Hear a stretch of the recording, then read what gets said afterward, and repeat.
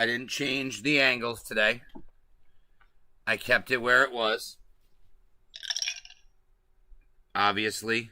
This is Live with Beegis. That's me. BG, Regis, Beegis. It's Live with Beegis. Because this is my daytime talk show version. We're going to go a little lighthearted right now. Just a little bit. Just a little bit.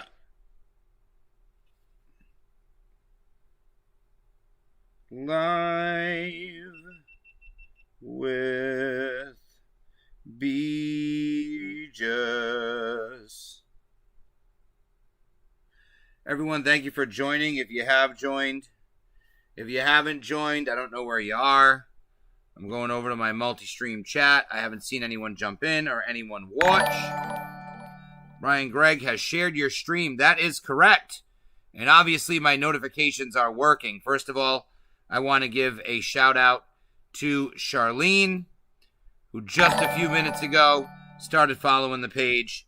And of course, cousin Ray as well started following the page, who's also going to get a shout out on screen here in a second. There we go. I just want to thank you guys for taking a second. So today is an interesting day. A couple things I want to talk about. Glad to see I have a couple people joining in. Welcome to the stream if this is your first time in here. Ray Gilbert is now following. Tremendous. I already did that a few minutes ago, but if it's happening again, let's do it. As you can see, I'm going to get notifications whenever anybody likes, shares the page, shares the video. All these things are actually going to show up now. This is my morning edition Live with Beegis, because Regis is no longer here with us. God bless him. Regis was one of the good ones. He used to have all the wrestlers on. He used to have Hogan and Savage. Ooh, yeah, Regis Philbin. Yeah, let's talk about Kathy Lee, brother. Yeah, talk about Kathy Lee. Talk about Elizabeth. Ain't that right, Hulkster? Well, you know something, Regis, man. I've been hanging and banging with Kathy and Frank, brother. That's the Gifford family, Jack. And now that I'm here with Big Reg, dude, I'm here to let everybody know that Regis Philbin is NWO for life, brother. Too sweet. Yeah, but Regis Philbin, this is my daytime Live with Beegis. And no one's watching because nobody gives a fuck what I have to say at 12:30 in the morning. But that's okay because I have announcements to make. Podcast dropped today. Nikki P's Conundrum shared on my Facebook. Now, if you are watching this from the bottom of the rabbithole.com, Robert G. Russo has liked the stream. Thank you, Bobby G. Proven that shit works. That if you are watching this video on from the bottom of the rabbithole.com, okay, on above you, either here or here, I'm not exactly sure where, although I do believe it's going to be right here, are going to be a bunch of links to other places on the internet. You're going to be able to find me by my YouTube page, which is now called From the Bottom of the Rabbit Hole on YouTube. You're going to be able to find my Facebook, which is BG From the Bottom of the Rabbit Hole. You're going to be able to hit a couple links that don't work, but you're also going to find my Instagram. But the Facebook and the YouTube work, and they're all going to work by the end of the day. But I just wanted to come on and let everybody know that. The website is up and running. As you can see, I've changed some of the information here at the bottom. I've gotten rid of some things that I don't use. I've updated the new YouTube name, which is now listed as From the Bottom of the Rabbit Hole on YouTube, which is fantastic. No one's dropped in a chat. If anybody wants to chat, feel free. We got 6 viewers now. Tria Dill has followed. Thank you, Tria, for following. See that? Now this is showing. This is working here. You're getting shout-outs on the stream. I love it. I highly recommend everyone, if you're watching this on Facebook, I highly recommend that you take a ride over to YouTube. You're welcome, Tria, of course. Thank you very much. And I'm very glad that you're here watching. I always appreciate it. I highly recommend everyone go over to the YouTube page. Subscribe. I'm sharing. I love it, Tria. Thank you very much. the YouTube page, if you want to like and subscribe on YouTube, it's only a matter of time, I believe. Oh, Triadilla shared the stream. Thank you very much, Tria. It works. You are proving concept as you do these things. I love it. But with that being said, if you go over to my YouTube channel, they're eventually going to throw me off Facebook, I believe. Not sure. They might throw me off YouTube first, but I have a feeling that will be the last place that my videos survive. I currently, as of right now, am in the process of uploading every single old stream that I've done, along with a date and the name of what it was, and putting it on YouTube. I already have a playlist on my page called From the Bottom of the Rabbit Hole, which was the first 5 streams that I did, all uploaded. When I'm not live on FromTheBottomOfTheRabbitHole.com, you're going to be able to see this playlist. So I'm really just here talking about shit that I'm doing, and I'm less talking about anything of note. I will get into some things of note when we have, a decent amount of viewers here. I shouldn't even say a decent amount of viewers, because I appreciate every single one of our viewers, but I want the maximum amount of eyes and ears on some of this information today. Wow, look at this. Apparently you guys don't think I appreciate you. I appreciate you much. I appreciate you much. Unless you guys are switching over to my YouTube channel and you guys are heading over to FromTheBottomOfTheRabbitHole.com. I'm actually going to take a second myself here to go over to my web browser, which we know is always live. As you can see here are some of the videos as you're seeing them uploaded, okay?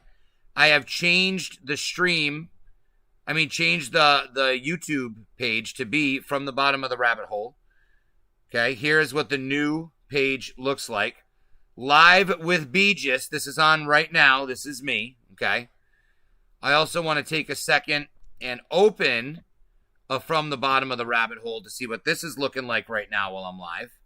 It is a Live with Beegis. I have changed the stream. Changed the YouTube. All right, obviously, if you can see that this is much less of a delay than other places. I was told that there would be a chat on this page, but I'm seeing now that that's not true. So, oh yeah, there is a chat to the right. Look at this. Hey, hey, hey. Hey, hey, hey. And let's see if it comes up on the video. Bobby G with the drink. Let's see if they're coming up on the video, because I'm not seeing chat. Oh, yeah, hydrate. That's what hydrate is. These are YouTube. Okay, I like that. It looks different on the chat. I get, for some reason, a crown, probably because this is my stream. Nick Pernardo.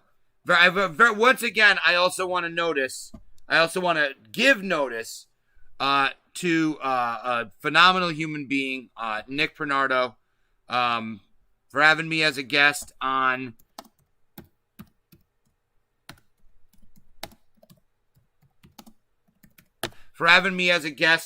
Nikki P's Conundrum. It's available literally wherever podcasts are available. My episode dropped today. He did link to the website From the Bottom of the Rabbit Hole. So I'm expecting people to show up, not in droves, of course, but of course, I am expecting to have a few people who find their way onto the website, as well as you guys. I just want to say I appreciate you all. This is, I'm working hard, as you guys can see, to try to streamline this process here. If you take a look at what I've been doing, this right here is me making the From the Bottom of the Rabbit Hole playlist. If you want to check out my videos, I have all of them uploaded, including the all-nighter. A couple got copyright claims here, including, as we know, They Live. Blocked in some territories. Yep, there we go. Reference, this is the content used. Video cannot be seen or monetized.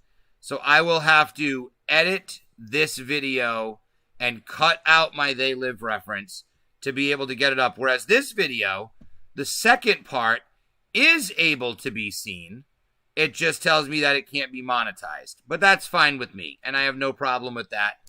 And we're going to have a great time making sure all these videos are uploaded to YouTube to be shared with your friends. Also here on Facebook, as you can see, taking a second here from the bottom of the rabbit hole, you're going to be able to see all these videos as well. But you already know about From the Bottom of the Rabbit Hole on Facebook. This is most likely where you've been watching me, where you will be watching me in the future. I'm just letting you know that I'm going through great lengths to be able to make this process and make some of these things work a little better and a little easier to maintain for everybody. I want to make information easier to share, you know? I mean, right now, if you go to my FromTheBottomOfTheRabbitHole.com, you're going to see Out of Shadows, the full documentary, on my page. Why? Because it's fucking important to me that people watch it, just as important as my videos. If you haven't watched Out of Shadows, what the hell are you doing watching me talk? Go watch Out of Shadows. Today is my 9-year anniversary with my fiance. So as far as a late night stream, I don't know if that's going to happen because I'm going to be in date night mode. And as far as tomorrow goes, I believe that we have plans. So as far as plans go, yeah, I'm going to have plans. But Friday is going to be just like WrestleMania 2 crept up all those years ago, 1 year after WrestleMania 1. Friday is going to be the All-Nighter 2. Bigger, badder, better. And it's coming simply to bring everybody some peace and some joy. I'm very excited about it. If you guys are going to be joining me all night, throw a comment in, throw a like in. I'm dying to know if you guys are going to be joining me all night. I'm dying to know where you're going to watch from. Are you going to throw it on the stream, on YouTube, on your YouTube app, on your TV? Are you going to be sitting in front of your computer, commenting and doing what else? How are you going to be enjoying the all-nighter this coming Friday? I'm interested to know. But more important than anything else, what I'm genuinely interested in knowing, as you guys always know, is the truth. So, since I'm realizing no one's going to be joining us today, I want to play a video. And it's going to be a video that's real controversial. It's a video that they don't want you to see, folks.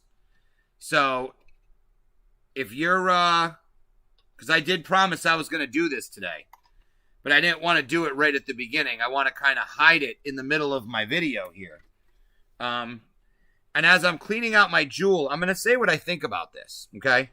But what you're about to watch is a doctor. Now, make no mistakes. This person is a real doctor. And I want to make something known to you guys, okay? And you're going to notice this if you try to discredit me, okay? Taking shots at my personality doesn't discredit me. Talking about pro wrestling doesn't discredit me. Talking about stupid shit that I do and the way that I talk, my beard, talking about my long hair, whatever you want to say about me, it doesn't make me any less correct. That's what intimidates you if you're one of my detractors. What intimidates you is that you don't have any response to what I'm saying because you know that I'm telling the truth, okay? So, this woman here, I don't claim to be a doctor, but this woman is. And everybody and their brother on every major tech company, every major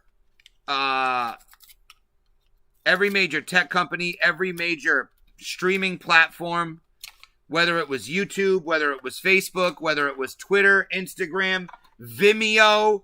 I mean, they got shut down around the board for posting this video. Any account that had done it, except one that had posted this video has had it removed. And the only reason that the account in question that I'm referencing still has the video up is because this account has multiple instances where they are filing legal follow-ups with YouTube, and that company is PragerU. Ah, son of a bitch, my goddamn jewel pod. But they are, they basically have litigation currently ongoing with YouTube. So what I'm going to do right now, you guys are going to come along for the ride with me. We are going to go PragerU. PragerU, son. Oh, and I want to watch this video here with Tito Ortiz. But this is going to be my first video. Actually, you know what? This is going to be the first video that I watch because we just talked about her. And then you have an opportunity to talk about her some more. Actually, no.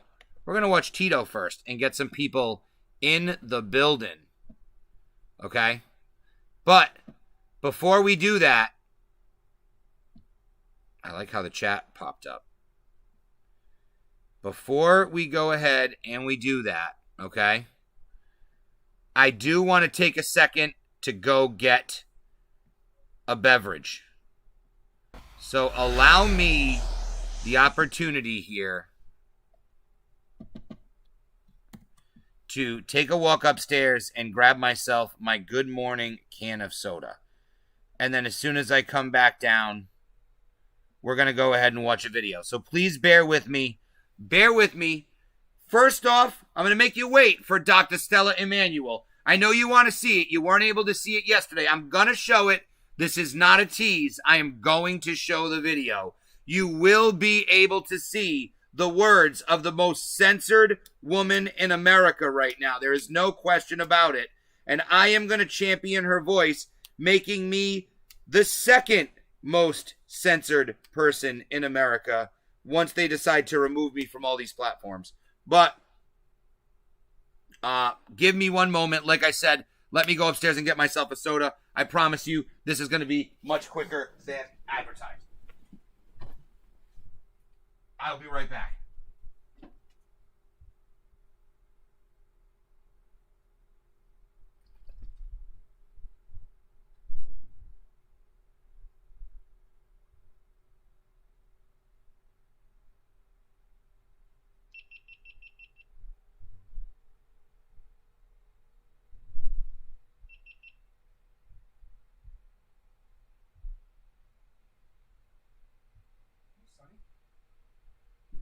We are back, folks.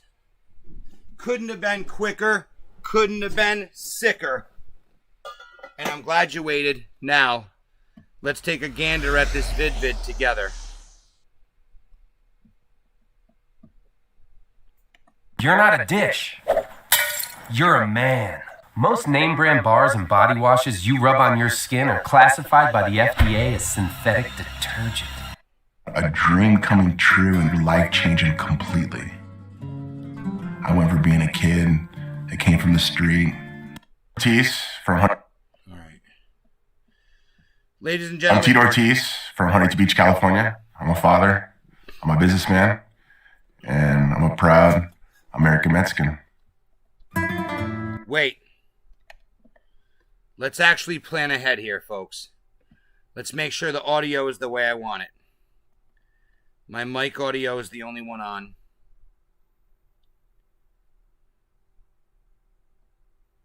And that's the way we're going to keep it. Let's do it.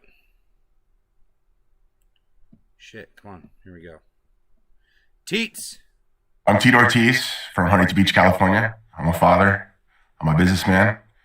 And I'm a proud American Mexican. When I was 24 and I became the world champion, talking about a dream coming true and life-changing completely. I went from being a kid that came from the street, picked on by others by calling me a wetback, to all of a sudden putting that aside and forgetting about all that and training as hard as I possibly could and becoming the world champion.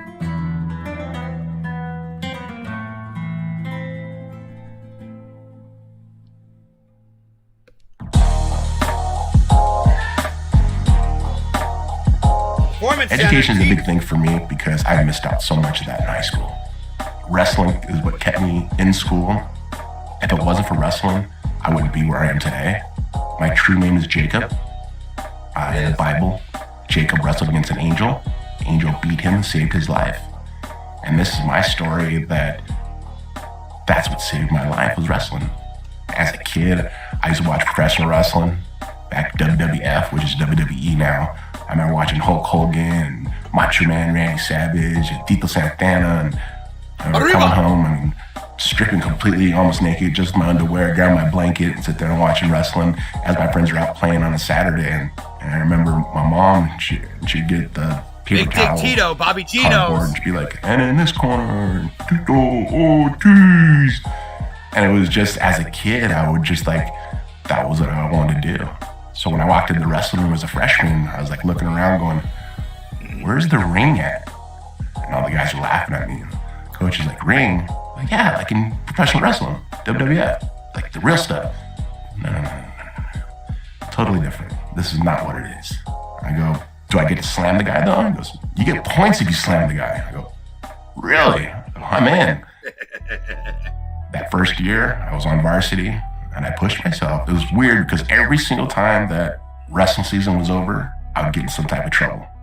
Either it was stealing something, fighting with somebody, or something just I shouldn't have been doing, breaking the law. I ended up going to juvenile hall. What are you doing? I was trying to find not only acceptance, I was trying to find attention that I never got as a kid.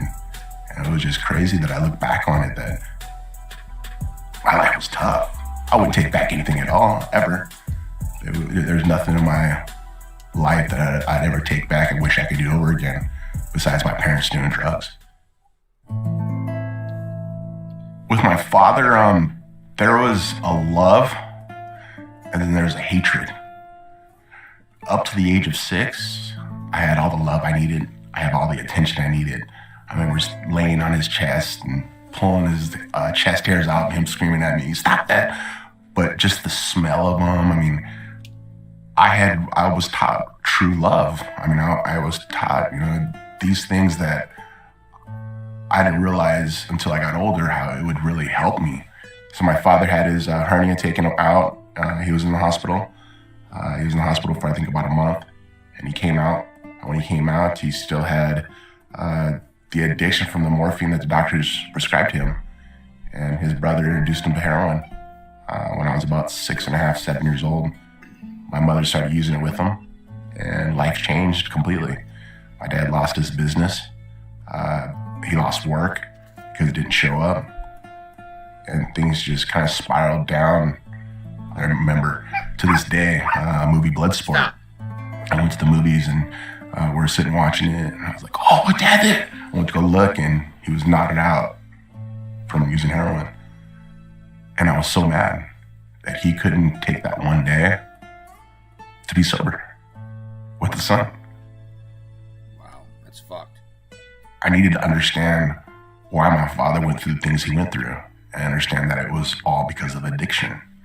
The things that I seen as a kid that I don't want my kids to see, or I don't want anybody else to see, is drug use for my parents, using heroin, shooting up with a needle.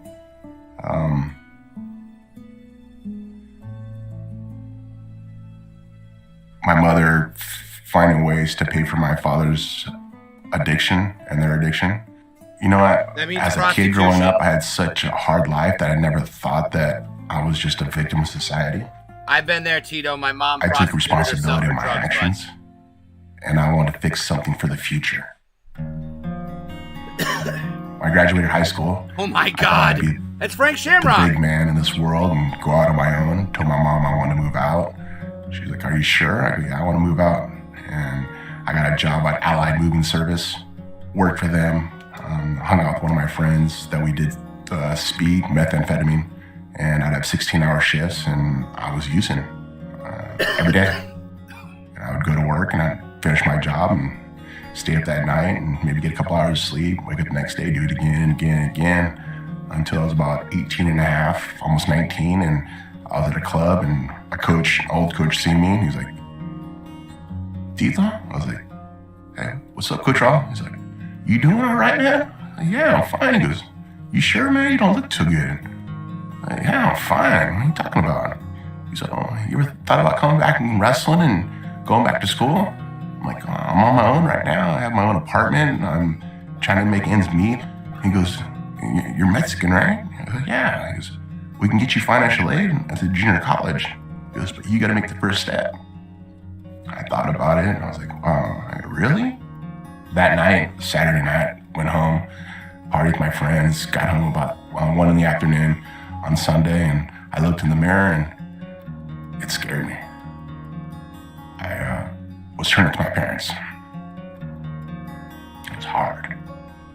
I was 6'2", sucked up, big black circles under my eyes, pimples all over my face, and I was becoming a drug addict.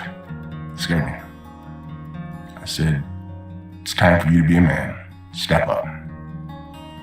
Monday morning came, called my work, and I said, I can't come in today. What do you mean you can't come in today? I said, I got something that I want to look into. I want to see about this school, coming back to school. I just hung up the phone. I walked into his office, and he had a big smile on his face. He's like, I didn't think you're going to show up. You showed up. I looked down and I go, I don't want to be like my parents. I refuse to be like my father. Refused. And I made sure of that with my kids. Miss I Victoria. think the victories that I've had through my life, the best ones are the ones that I've been able to sacrifice everything for what I wanted. And that was to get my hand raised. To make sure that my kids had food on the table. To make sure my kids weren't growing out their clothes. They had a father who loved them. A father who sat down and talked to them and saying, I'm proud of you. Yes, those are I Jenna was willing to Jameson's break the kids. cycle that everybody else that I knew would continue doing the same thing. I was like, no. I'm going to be an adult. I'm going to change the cycle. And I'm going to do something great. Not just for myself, but for my kids. It's being unselfish. I wasn't willing to be selfish and think about myself. It's time to be unselfish and think about my kids' future.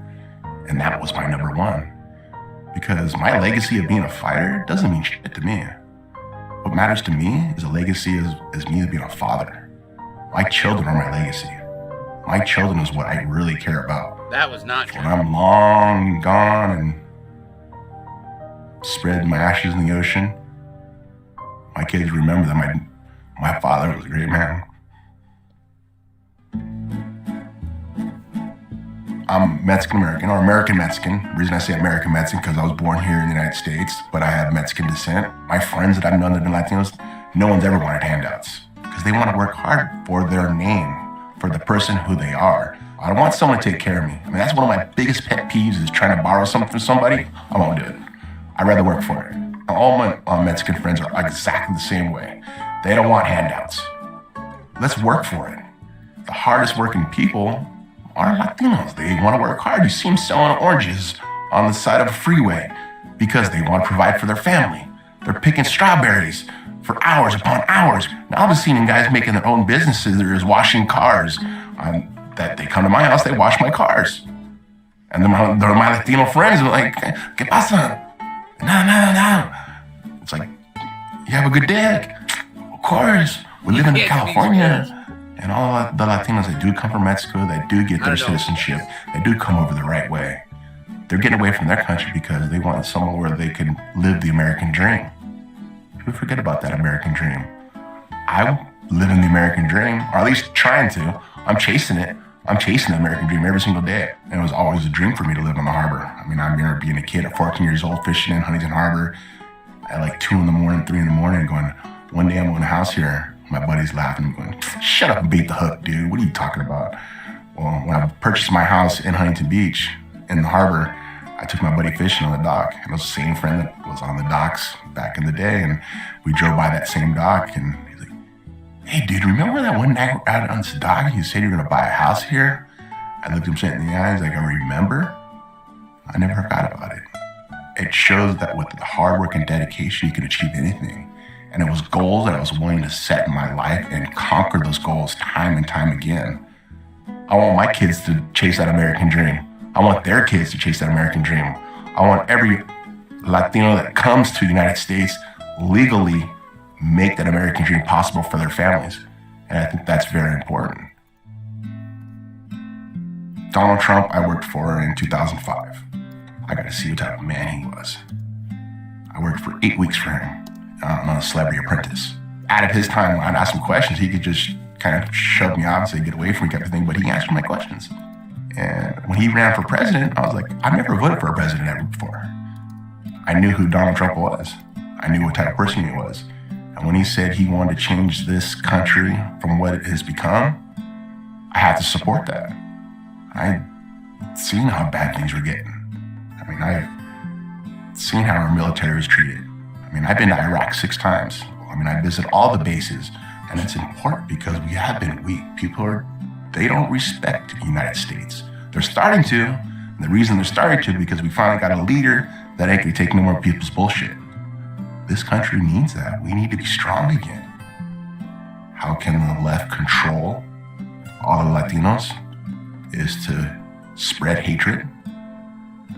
When I see in general that a lot of them say, Trump's racist and he calls us all rapists and murderers and drug cartels. Like, which ones are you talking about? Because I know Trump ain't talking about those ones. Trump is talking about the bad ones that shouldn't be coming to this country. That's what he's talking about. But when the media generalize it to just Mexicans, it's propaganda. They don't want people to get educated. They want to dumb people so they can believe anything they show, any propaganda they can show on the news. People say, oh my gosh, that just happened. That must be real. Well, do your research behind it, see if it's true. Go online, as I tell people. Don't believe what I say. Research what I say. Your eyes are going to be open. You're going to be go, wow. Be a free thinker. Don't do things because people tell you what to do. Do these things because you did research on it. Oh, we want something great for this country. I don't want this country to be like Mexico. I mean, there's some countries out there that, Mexico, I go to Mexico every year. I go to Mexico at least 3 or 4 times a year. But I got to watch the spots I go to. I got to be very careful. Because when I bring my family, I got to be very careful. I shouldn't have to look over my shoulder. Here in the United States, you never do. And I think anybody that wants to come to this country or who is in this country to be a free thinker is the best way to be because that's our freedom. We all come from different walks of life. He's speaking of my different heart ideas, right now. Different ideology of how we grew up. We have gone so far in the future living in this country because of hardworking Americans that why go backwards? And it's educating yourself on what this country It's hard not to really respect him. about, What a our great fighter, forefathers honey. wanted. Huge bad boy. Hell yeah. That's why we have the Constitution. It's because they wrote it to make sure we take control as we the people. Not the government. The government should not take control of us. We should keep control of us. At the end of the day, we want a country that we can make better. Helping people is what I wanted. And it goes back to wanting to be a high school coach, wanting to be a resource teacher, because I want to help kids. Not just helping kids now I'm helping adults. Now I'm helping kids that are growing. Now I'm helping Latinos that want to be outspoken, that want to be businessmen, that don't think they can do it because they're Mexican. No. Bullshit. Let's own businesses. Let's make this about the United States of America. So many men and women have died for this country.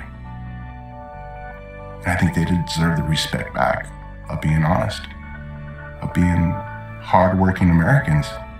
I just wanted to set an example not only for my children, set an example for all the Latinos that are here in the United States, all the ones that want to come here legally to the United States, but it's setting the right example of being respected and treat others the way you want to be treated.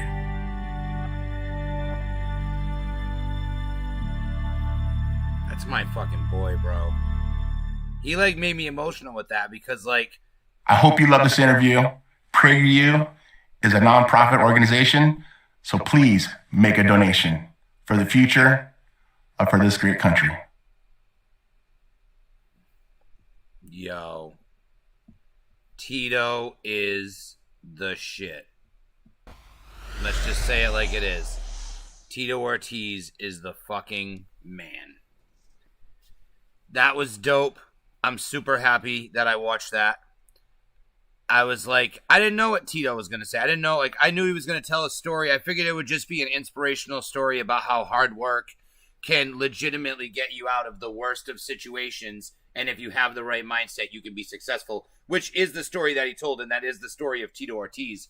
However, I didn't know that he knows what's up as much as he does. I knew he supported Trump, but like I didn't know like if it was like, hey, you know, I was on The Apprentice with him and that's my boy and like we're fighters and we all kind of support Trump. That's like the thing, but we don't really say it. But hell no. Tito was like, they're running a propaganda campaign. Do some fucking research. Be a fucking thinker. Don't be stupid. He sounds just like me. He sounds just like so many other people. There are two types of people. The type of people like myself who say, hey, just do the work. Just do the work. Do the research. And you'll find out. And you know what the other group of people says? Don't listen to them. They don't know what they're talking about. Don't listen to them. Don't watch that doctor. She's an idiot. Don't believe her. Don't listen. And then there's the other side, my side, that's like, no, listen. Yes. Do the research. Find out what they have to say. Do the research. And that's what happens. You become like Tito. You become like me. You become like so many other people. I'm talking like crooked to the camera today, but I am talking crooked because I'm not sitting directly in front of it. But this was kind of just a whatever stream. I really just wanted to do this because I made some changes. I'm going to be consistently making changes, to be honest with you here. I've actually even been making changes right now, so if you guys can see what's going on. And I have no idea how this is going to look, right? But let's...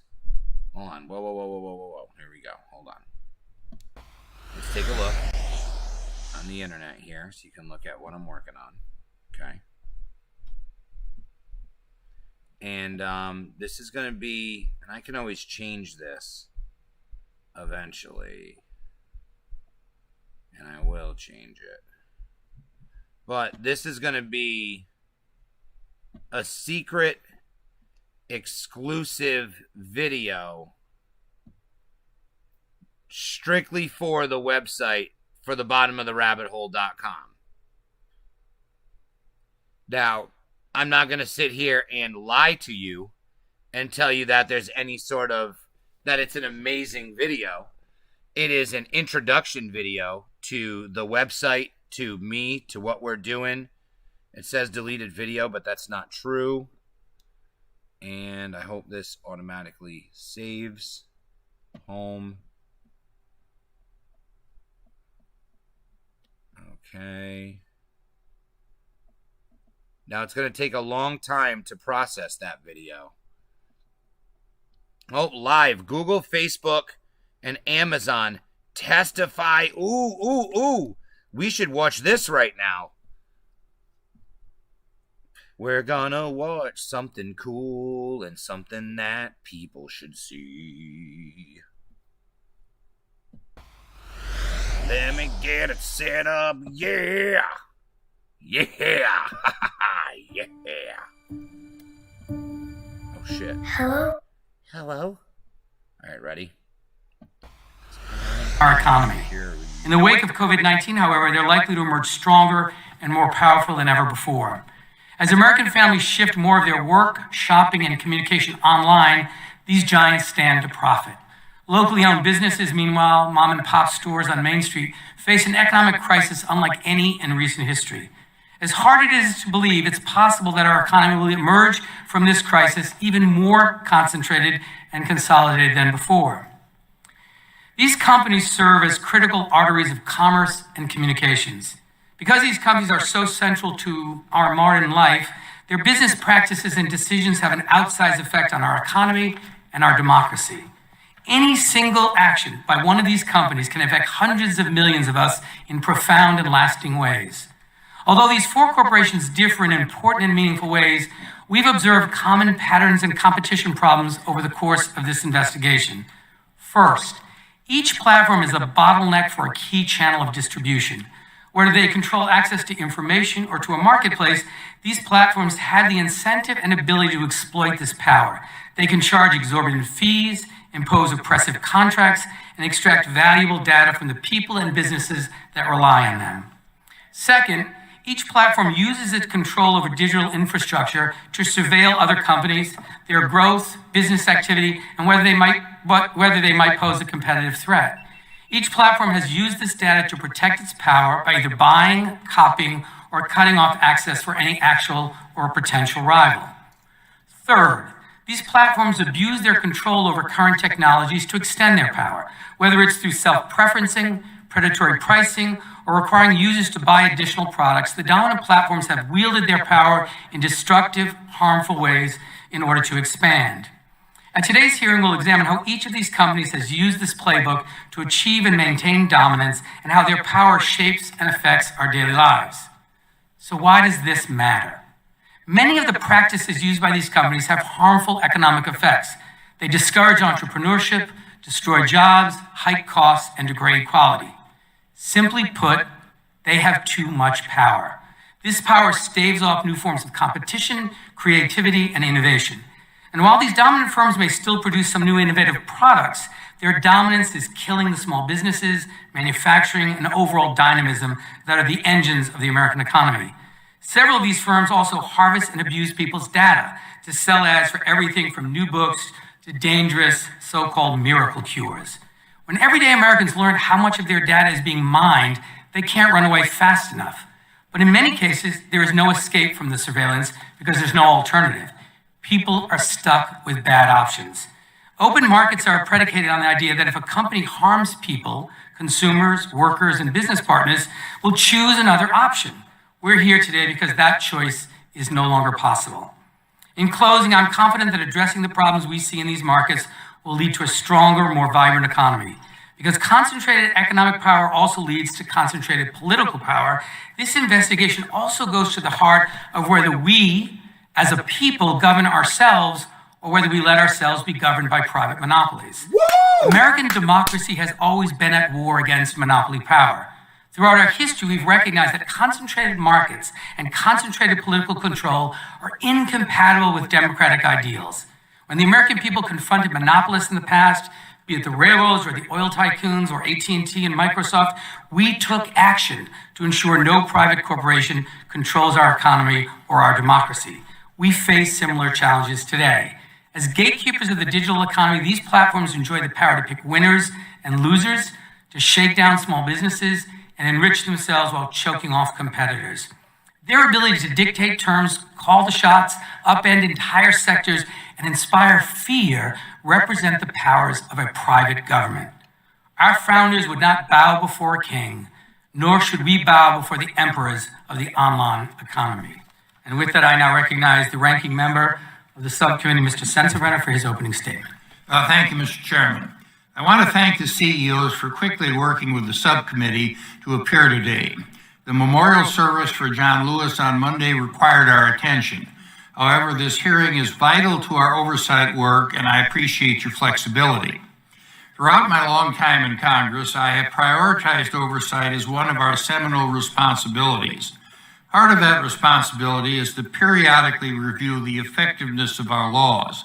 And I think it's a good and timely thing that we are now turning our attention to technological innovations, which brings us to all of your companies. Our country stricken by a pandemic becomes a dramatic illustration of the extraordinary reliance Americans have on technological innovations. In these unexpected and unprecedented times, your companies have provided innovations so our nations can meet a myriad of our daily needs. The delivery of groceries, virtual visits with doctors, connecting socially distant families, or keeping our small and large businesses connected.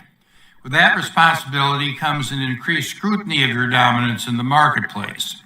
I want to reiterate something I've said throughout this investigation. If you're just joining us, being Google, Facebook, and Amazon, and all these tech giants are on quite the opposite. Basically, in America, you should be rewarded for success. So this is we are here to better understand the role your companies have in the digital marketplace, and importantly, the effect they have on consumers and the public at large. You lead some of today's more powerful companies, and my colleagues and I have a great interest about what your companies do with that accumulated power. We also know that the tech marketplace is driven by data. So it follows that those who control the data, in essence, control the marketplace. There are broader questions surrounding data. Who owns the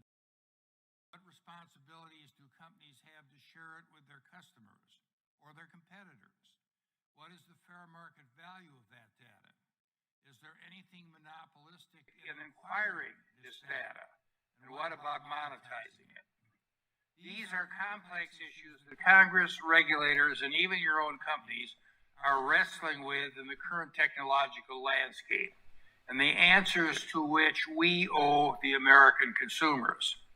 Since the tech investigation began, we have heard rumblings from many who are quick to say your successful companies have grown too large. Since this hearing was announced, it seems that those complaints have gotten even louder. While I find these complaints informative, I don't plan on litigating each of these complaints today. Antitrust law and the consumer welfare standard have served this country well for over a century. Those laws have provided the framework and creativity to make way for some of our most successful and innovative companies. All right, I will be the first to highlight that. This is a little much. As the business landscape evolves, we must ensure that our existing antitrust laws are applied to meet the YouTube's needs got of our comments country here. and its consumers. I share the concern that market dominance in the digital space is ripe for abuse, particularly when it comes to free speech. As we know, companies like Facebook, Google's YouTube, and Twitter have become the public square of today where political debate unfolds in real time. But Now, is reports this that possibly dissenting happening? views, often conservative views, are targeted or censored is seriously troubling. Conservatives are consumers too, and they need the protection of the antitrust laws. The power to influence debate carries with it remarkable responsibilities. So let the facts be our guide here. Your companies are large. That's not a problem. Your companies are successful. That's not a problem either. But I want to leave here today with a more complete picture of how your individual companies use your size, success, and power, and what it means to the American consumer. Now yield back the balance of my time. I thank the gentleman. Now the chair now recognizes the distinguished chairman of the full committee, the gentleman from New York, Mr. Nadler, for his opening statement. Thank you, Mr. Chairman. I want to thank you, Ranking Member Sensenbrenner, and the subcommittee members for the tremendous effort that you have all put into the subcommittee's investigation. I appreciate your calling this hearing today so that we can hear directly from the leaders of Amazon, Apple, Facebook, and Google, and I look forward to an important dialogue. Today, it is effectively impossible to use the internet without using, in one way or another, the services of these four companies. I have long believed, with Thomas Jefferson and Louis Brandeis, that concentration of power in any form, especially concentration of economic or political power, is dangerous to a democratic society. That is why we must examine these and other companies. Bobby G, that nice. play a I looked dominant at role in him. our economy and in our society. Fuck this guy. I hate ensure this guy. that our antitrust laws give enforcers the tools they need to preserve a healthy marketplace. These principles have guided this committee's year-long investigation into competition in digital markets, and they are the lens through which I approach today's hearing. The open internet has delivered enormous benefits to Americans, including a surge of economic opportunity, massive investment, and new pathways for education online. But there is growing evidence that a handful of corporations have come to capture an outsized share of online commerce communications. From providing the dominant search platform, retail platform, and online messaging platform, to providing the underlying mapping services and cloud computing on which hundreds of thousands of other businesses rely, these dominant platforms now comprise the essential infrastructure for the 21st century. By virtue of controlling essential infrastructure, these companies have the ability to control access to markets. In some basic ways, the problem is not unlike what we faced 130 years ago when railroads transformed American life, both enabling farmers and producers to access new markets, but also creating a key chokehold that the railroad monopolies. Hey, for those just joining us, it's the House Judiciary Committee, and they have Google and Amazon and Facebook. I'll tell you who. They discriminated among farmers, picking winners and losers. Google, Facebook, Apple, and By Amazon. expanding into lines of business that competed directly with producers, they could use their dominance in transportation to favor their own services. These tactics by the railroads spurred fury and despair. Fuck this guy, across by the way. country. Congress initiated investigations to document these problems and enacted legislative solutions to halt and outlaw these anti-competitive practices in the railroad industry and other industries dominated by unregulated monopolies and trusts. Importantly, congressional oversight and legislative reforms during this period did not prevent or encumber the inexorable arrival of new technology or human progress. Instead, Congress recognized that these powerful new technologies had reshaped the balance of power in our economy, and that it was the role of Congress to ensure that the new monopolists could not abuse their power. Today, the digital economy poses similar challenges. While the underlying technology is dramatically different, of course, new digital intermediaries have the ability Yvonne, to control access to critical markets. Cowtail to these corporations. Who are they kidding? 100%. I completely agree. They sold out the USA to these tech giants. Absolutely. Powerful intermediaries. This man is a complete shill, 100%. Across the economy, many businesses. As a matter of fact, I don't even want to watch him talk, but the last two guys were good and were Americans. I'm pretty sure the next 3 or 4 are going to really be shit. If it's anything like yesterday with William Barr, this is going to be mostly a shit show, but I'm curious of what they say. From the days of Chairman Emanuel Seller, the House. We can mute this piece of shit, as a matter of fact. I'm curious to what they say in a couple seconds when the next guy comes on. This is live at the moment. So we're watching this live together. I'm watching this with y'all. This is my live reactions to this piece of shit. Shill. 100%. He sat there in broad daylight and said, Antifa and rioting don't exist. That's a narrative made up in Washington, D.C. Guess what? I didn't hear that narrative from Washington, D.C. I heard it because I watched all the fucking videos myself. I did the research and I didn't believe what they're telling me. There's a wall of information, people. All you have to do is go through it. Put on your glasses and you can see right through it. You just got to put on the glasses of wanting to learn and ask questions. It's that simple. It's that simple, people. At times, painstaking review of large volumes of evidence provided by industry participants and regulators. While ultimately it is the responsibility of the antitrust enforcement agencies to enforce the law, Congress has an obligation to assess whether existing antitrust laws and competition policies and the will to enforce those laws and policies are adequate to address the competition issues facing our country and to take action if they are found to be lacking. Given the dominant role that these 4 companies play in our economy and our society, it is only reasonable that our careful examination of the antitrust laws begin with them. I appreciate the participation of all of our witnesses today. The thing is, he's our lying. Investigation would not be complete. Indeed, it has hardly begun. Without you think about the left. Decision makers at these you know that the left wants us to be dependent. You know that the left wants us I thank the to not thrive in business.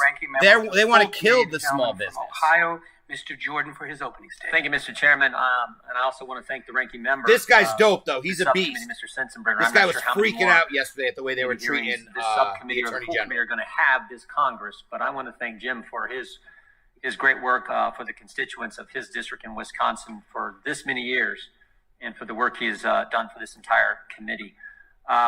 I'll just cut to the chase. Big tech's out to get conservatives. That's not a suspicion. That's not a hunch. That's a fact. That's a fact. July 20th, 2020, Google removes the homepages of Breitbart and the Daily Caller. That's it. Just last night, we learned Google has censored Breitbart so much traffic has declined 99%. June 16th, 2020, Google threatens to demonetize and ban the Federalist. April 19th, 2020, Google and YouTube announce a policy censoring the content that conflicts with recommendations of the World Health Organization. Now think about that. The World Health Organization, the organization that lied to us, the organization that shilled for China. Pay attention. And if you contradict something they say, they can say whatever they want. They can lie for China. They can shill for China. You say something against them, you get censored. June 29th, 2020, Amazon bans President Trump's account on Twitch after he raises concerns about defunding the police. June 4th, 2020, Amazon bans a book critical of the coronavirus lockdowns written by a conservative commentator. May 27th, 2020, Amazon Smile won't let you give to the Family Research Council and the Alliance Defense Fund, but you can give to Planned Parenthood. Facebook, Wow. June 19th, 2020, takes down post from President Trump's re-election campaign. November 1st, 2018, Facebook silences a pro-life organization's advertisement. May 19th, 2016, former Facebook employees admit Facebook routinely suppresses conservative views. And I haven't even mentioned Twitter, who we actually invited, Mr. Chairman. I'm on Facebook. We're you guys talking to about invite him this. as one of our witnesses. You guys said, no, I haven't even mentioned them. 2 years ago, they shadow banned 2 members of this committee. 4 members of Congress were shadow banned 2 years ago. 435 in the House, 100 in the Senate, 535, only 4. Only 4. Gates, Meadows, Nunes, Jordan, only 4 get shadow banned. And of course, what did Mr. Dorsey tell us? He said, oh, it was just a glitch in our algorithm. I asked him, what'd you put in the algorithm? The names Gates, Meadows, Nunes, Jordan? I mean, if I had a nickel for every time I heard it was just a glitch, I wouldn't be as wealthy as our witnesses, but I'd be doing all right. We've heard that excuse time and time again. May 28th, Twitter censors President Trump's tweet on the riots in Minneapolis. May 29th, 2020, Twitter censors the White House for quoting the president's comments about the riots in Minneapolis. June 23rd, 2020, Twitter censors the president again for saying he'll enforce the rule of law against any autonomous zone in Washington, D.C. You can tweet all you want about the autonomous zone that happened in Seattle, but the president tweets that he's not going to have one in Washington, D.C. Nope, can't do that. You get banned, you get censored. Dozens of examples. Oh, I forgot one. Just last week, July 21st. Here's what Twitter did. The leader of Iran, the Islamic Republic of Iran, this is from the largest state sponsor of terrorism. Twitter allows this tweet, quote, the Islamic Republic of Iran will never forget the martyrdom of Soleimani and will definitely strike a reciprocal blow in the United States. So you can threaten the citizens of this great country, the leader of the largest state sponsor of terrorism. That's just fine. But, the president says he's not going to allow some autonomous zone in D.C. and he gets censored. That should make you sick to your All kinds stomach, of people. examples. Sick to your stomach. Most of them from this year, and that's what's I think critical for us all to understand. Most of them from this year and election year. And that's what concerns me and so many Americans, because we saw what Google did in 2016. We all know about the email the day after the election where top executives at Google email chain where they talked about the silent donation Google made to the Clinton campaign. Now, thank goodness it wasn't enough. And in spite of their efforts to help Clinton, President Trump won. But we're 97 days before an election.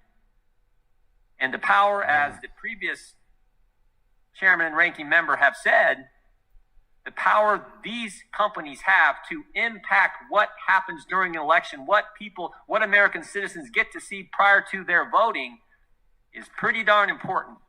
That's why this committee hearing is important. Look, we all think the free market's great. We think competition's great. We love the fact that these are American companies. But what's not great is censoring people, censoring conservatives, and trying to impact elections. And if it doesn't end, there has to be consequences. There have to be consequences. That's what I'm concerned about, and I think what so many Americans are concerned about. So I look forward to hearing from our witnesses, Mr. Chairman. And before I yield back, This is going to be fucking interesting, people. This is going to be fucking interesting. Of the Constitution Subcommittee be allowed to participate in today's hearing, which is our customary practice for subcommittee hearings. The gentleman makes a unanimous consent request. Mr. Chairman, I would object. Objection is heard. And now I have the pleasure Mr. Chairman, of introducing today's why are we not allowing? It is customary. Jordan, there was a unanimous consent request. Objection was heard, and now we'll introduce our witnesses. This has never happened. It is now Yes. my pleasure Never to happened in the introduce history of the today's Judiciary Committee. witnesses. Our first witness is Jeff Bezos, the Chief Executive this is- Officer. Mr. Jordan, I have the time. But this is the ranking Our member of first the witness- We're talking about people's liberty. This is We have Cicilline ranking from member- Rhode Island. Made Fuck a this guy. unanimous consent request. Objection was heard. Those are our rules. Objection was. It is now my pleasure to introduce today's witnesses. by the Mr. Our first Constitutional law witness is professor. Jeff Bezos, the Chief Put your Executive mask on. Officer of Amazon.com. Put your Mr. Bezos mask founded on. Amazon in 19... Excuse me. I'm going to remind members of this committee, unless you are speaking, our rules require you to wear a mask according to the attending physician. No, I'm speaking about another member of this committee. I'll begin again. It is now my pleasure to introduce today's witnesses. Our first witness is Jeff Bezos, the Chief Executive Officer of Amazon.com. Mr. Bezos founded Amazon in 1994 as an online. Those were amazing points, Yvonne. This is going to be dope today. The largest online retailer on the internet. Mr. Bezos has also oversees his company's expansion into areas including cloud computing, digital streaming, and artificial intelligence. Mr. Bezos received his Bachelor's of Science from Princeton University. Our second witness, when you say you were right, what were you referring to? Just in general, what's happening with censorship, or that dude was going to be awesome? And has helped manage a number of successful products, including Google Chrome, Gmail, and the Android operating system. Mr. Pichai also oversaw the company's popular search products. Prior to his time at Google, Mr. Pichai worked in management consulting at McKinsey. Mr. Pichai received a degree in metallurgical engineering from the Indian Institute of Technology, a master's degree from Stanford University, and an MBA from the Wharton School of the University of Pennsylvania. Our third witness is Tim Cook, the Chief Executive Officer of Apple. Mr. Cook joined Apple in 1998 and served as its Chief Operational Officer until under Steve Jobs. In 2011, Mr. Cook was named CEO. While at Apple, he has overseen their expansion into new markets through the launch and developments of products and services like Apple Pay, Apple Watch, iCloud, Apple Card, and HomePod. Prior to joining Apple, Mr. Cook served as the Director of North American Fulfillment for IBM. Mr. Cook received a Bachelor of Science from Auburn University and an MBA from Duke University's Fuqua School of Business. I like it. The last witness at today's hearing is Mark Zuckerberg, founder, chairman, and CEO of Facebook. Mr. Zuckerberg initially launched Facebook in order to help connect college students at his school more easily. Since then, the company has grown into the world's largest social media platform with 1.7 billion global daily active users. Mr. Zuckerberg attended Harvard University before leaving to focus full-time on developing Facebook. We welcome all of our distinguished witnesses and thank them for participating in today's hearing. And now we'll begin by swearing you in. And before I do that, I want to also remind you that you are the only ones from your respected companies invited to testify today. And that in accordance with normal House practice and Section G of the House Remote Committee Proceeding Regulations, your sworn testimony must be your own. Please let me know if at any point in the hearing you wish to mute yourself so you can confer with your counsel. So will you please unmute your microphones and raise your right hands? Do you swear or affirm under penalty of perjury that the testimony you are about to give is true and correct to the best of your knowledge, information, and belief, so help you God? Yes. Yes. Let the record show the witnesses answered in the affirmative. Thank you, and you may remain seated. Please note that your written statements will be entered into the record in their entirety. Accordingly, I ask that you summarize your testimony in 5 minutes. To help you stay within that time, there is a timing light in WebEx. When the light switches from green to yellow, you have all right, 1 everybody. minute to conclude your testimony. I want to genuinely apologize because what you're about to hear is a bunch of horse shit from a bunch of lying fucking piece of shit. Cicilline, ranking member Sensenbrenner, and members of the subcommittee. I was born into great wealth. It's Jeff Bezos. Not monetary wealth, but instead the wealth of a loving family. A family that fostered my curiosity and encouraged me to dream big. My mom, Jackie, had me when she was a 17-year-old high school student in Albuquerque. Being pregnant in high school was not popular. The Good school tried to Zuckerberg. kick her out, but she was allowed to finish after my grandfather negotiated terms with the principal.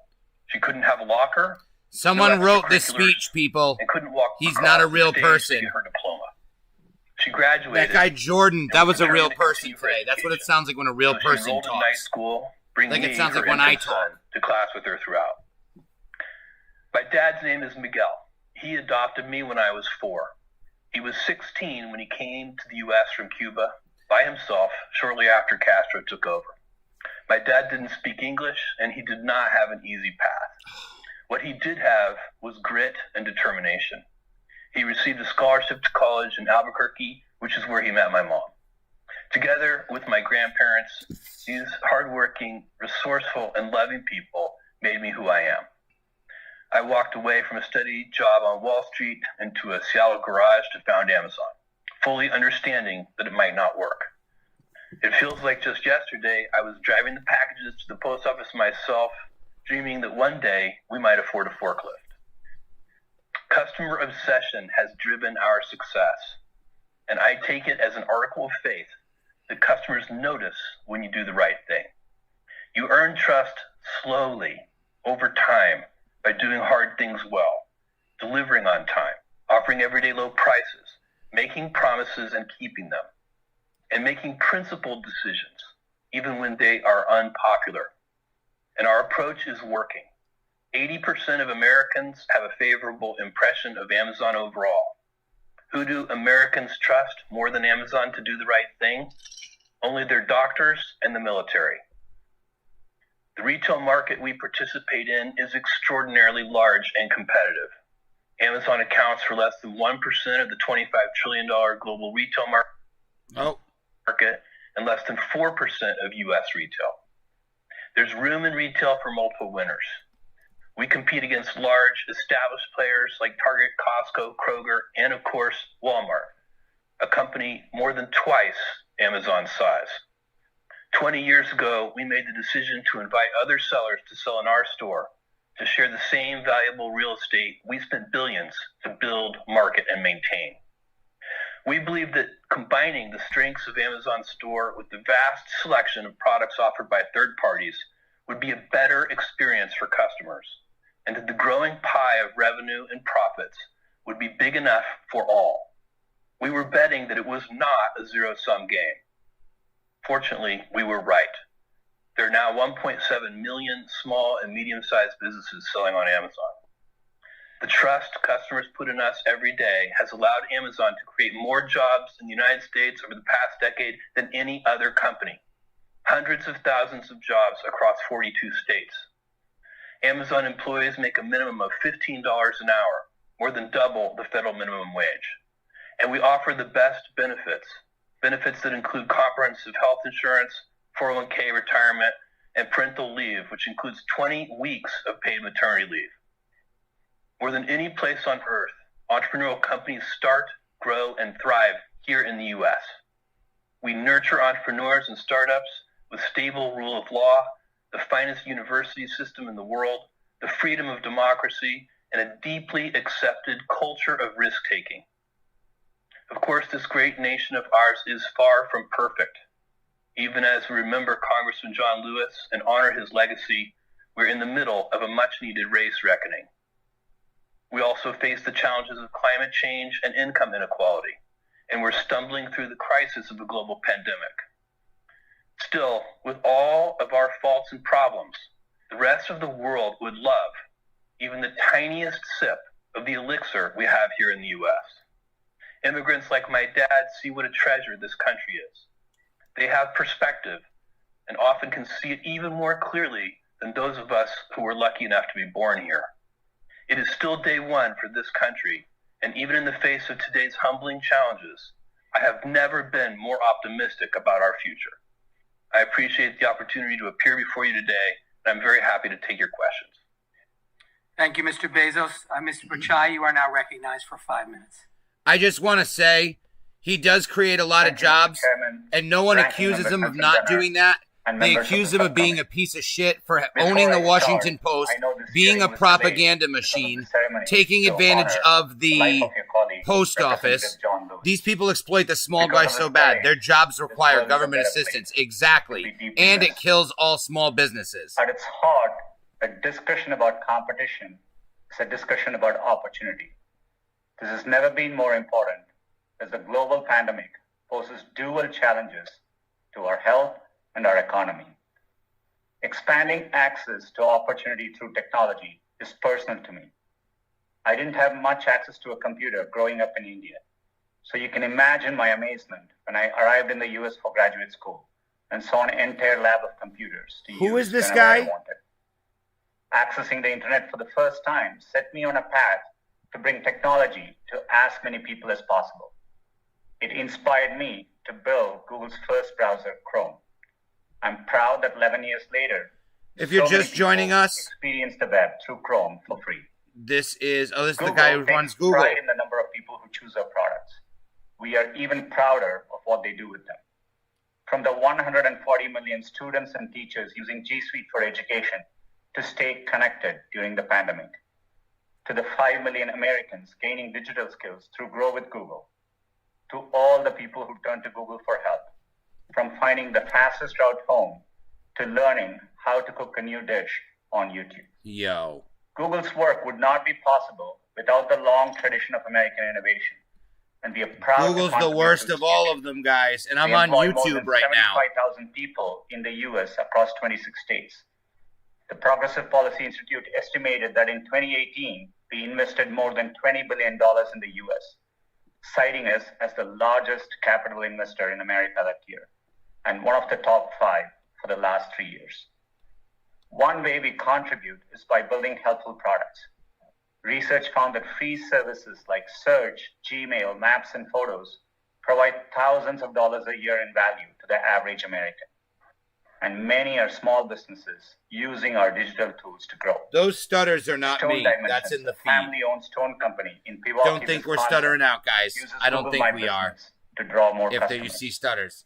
Gills Appliances, a family-owned appliance store in Bristol, Rhode Island, credits Google Analytics with helping them reach customers online during the pandemic. Nearly 1/3 of small business owners say that without Who in digital Bristol, tools, Rhode Island? they would have had to close all or part of their business during COVID. Another way we contribute is by being among the world's biggest investors in research and development. At the end of 2019, our R&D spend had increased tenfold over 10 years, from $2.8 billion to $26 billion. And we have invested over $90 billion the last 5 years. Our engineers are helping America remain a global leader in emerging technologies like artificial intelligence, self-driving cars, and quantum computing. Just as America's technology leadership is not inevitable, Google's continued success is not guaranteed. New competitors emerge every day, and today users have more access to information than ever before. Competition drives us to innovate, and it also leads to better products, lower choices, and more choices for everyone. For example, competition helped lower online advertising costs by 40% over the last decade, with savings passed down to consumers.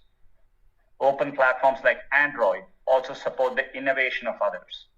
Using Android, thousands of mobile operators build and sell their own devices without paying any licensing fees to us. This has enabled billions of consumers to afford cutting-edge smartphones, some for less than $50. Whether building tools for small businesses or platforms like Android, Google succeeds when others succeed.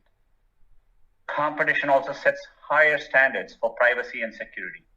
I've always believed that privacy is a universal right, and Google is committed to keeping your information safe, treating it responsibly, putting you in control, and we've long supported the creation of comprehensive federal privacy laws. I've never forgotten how access to technology and innovation changed the course of my life. Google aims to build products that increase access to opportunity for everyone, no matter where you live, what you believe, or how much money you earn. We are committed to doing this responsibly in partnership with lawmakers to ensure every American has access to the incredible opportunity technology creates. Thank you. Thank you, Mr. Pichai. Mr. Cook is now recognized for 5 minutes. Chairman Cicilline and Nadler, Ranking Members Sensenbrenner and Jordan, members of the subcommittee, thank you for the opportunity to offer testimony.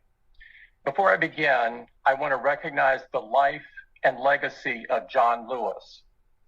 I join you in mourning not only a hero, but someone I knew personally, whose example inspires and guides me still. Every American owes John Lewis a debt, and I feel fortunate to hail from a state and a country that benefited so profoundly from his leadership. My name is Tim Cook. I've been Apple CEO since 2011 and a proud employee of this uniquely American company since 1998. At Apple, we make ourselves a promise and our customers a promise. It's a promise that we'll only build things that make us proud. As Steve put it, we only make things that we recommend to our family and friends. You can try to define this difference in a lot of ways. You can call it the seamless integration of hardware and software. You can call it simplicity of design or a great ecosystem. All of those things are true. But if you want to put it simply, products like iPhone just work.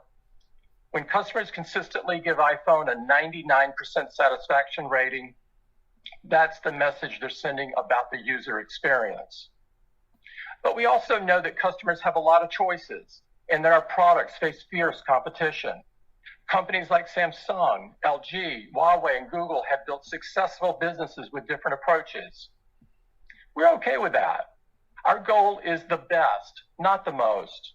In fact, we don't have a dominant share in any market or in any product category where we do business.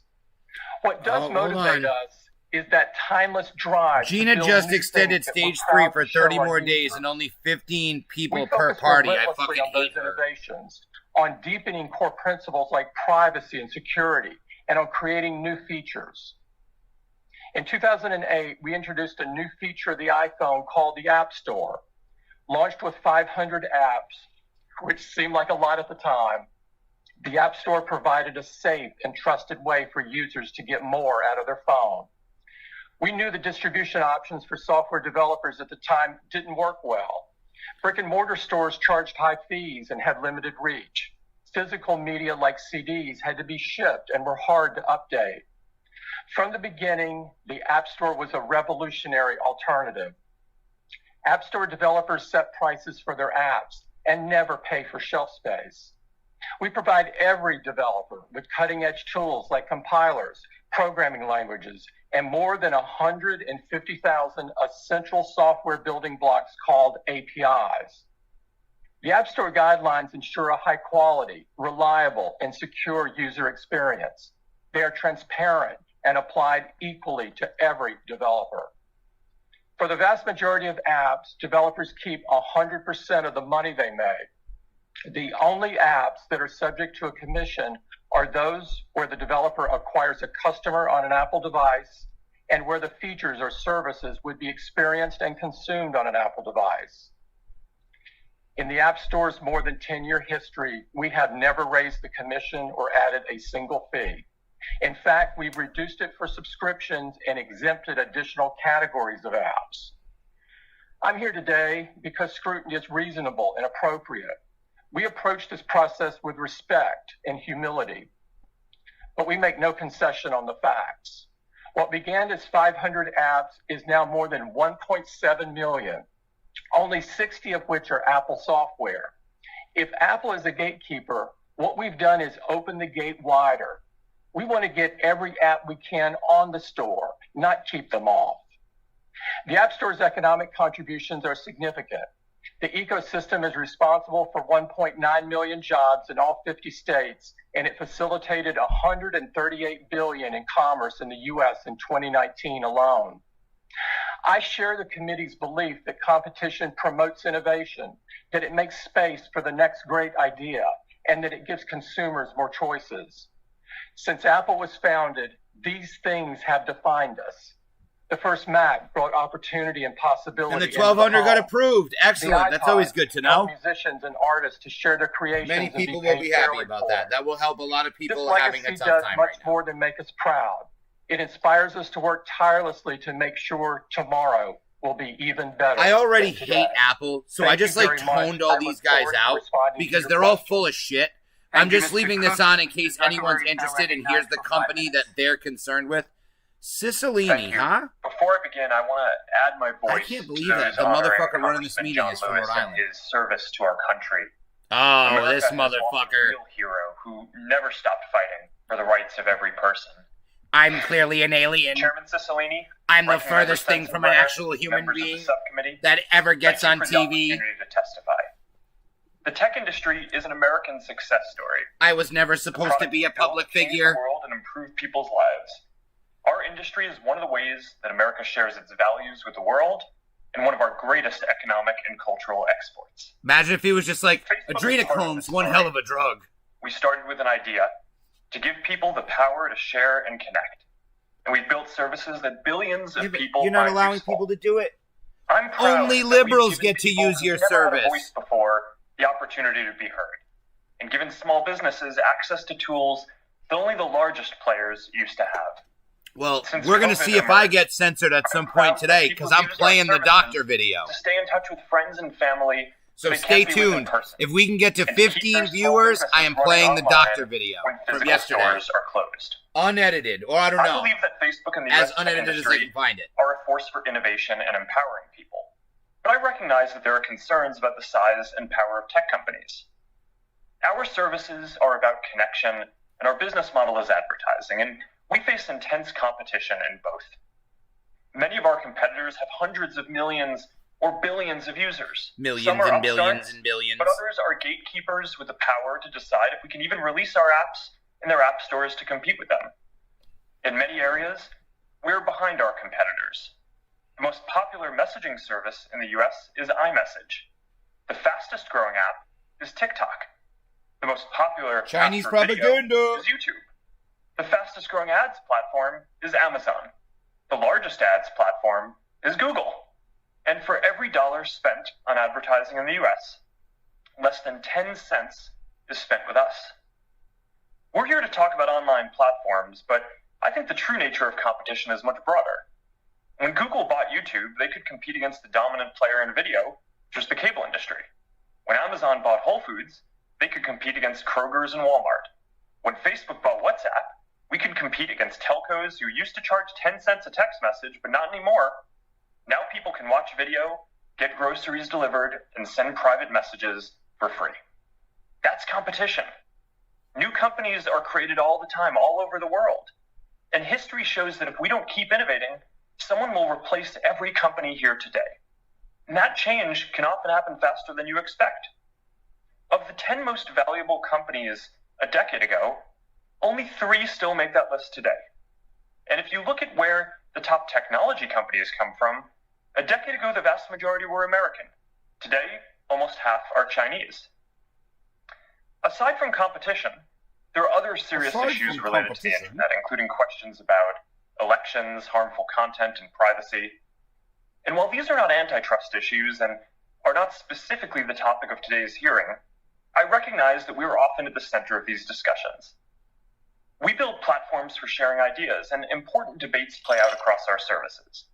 I believe that this ultimately leads to more progress, but it means we often find ourselves in the middle of deep disagreements about social issues and high-stakes elections. I personally don't believe that private companies should be making so many decisions about these issues by themselves. And that's why last year, I made the case that there needs to be new regulation for the internet. Facebook stands for a set of basic principles, giving people voice and economic opportunity, keeping people safe, upholding democratic traditions like freedom of expression and voting, and enabling an open and competitive marketplace. These are fundamental values for most of us, but not for everyone in the world. Not for every company we compete with or the countries they represent. And as global competition increases, there is no guarantee that our values will win out. I'm proud of the services we build and how they improve people's lives. We compete hard. We compete fairly. We try to be the best. So now you can. That's what I was taught matters in this country. And when we succeed, it's because we deliver great experiences that people love. Thank you. Yep. And I look forward Liberals to love them. Conservatives love to actually Thank you, talk. and I Yes, think he does this look is like a your robot, opening and someone statements. did need to Before fix I his begin tie. recognizing 'Cause members he's a for piece of questions crap. under the 5-minute rule, without objection, I'm going to enter into the hearing record the documents and exhibits majority members will be referencing in their questioning today. These materials have been distributed to the witnesses. I will now recognize myself for 5 minutes. Mr. Bachai, over 85% of all online searches go through Google. Every online company in the United States depends on Google to reach users. A business may sink or swim based on Google's decisions alone. Numerous online businesses told us that Google steals their content and privileges its own sites in ways that profit Google but crush everyone else. Most businesses asked to stay anonymous due to fears that Google would retaliate against them.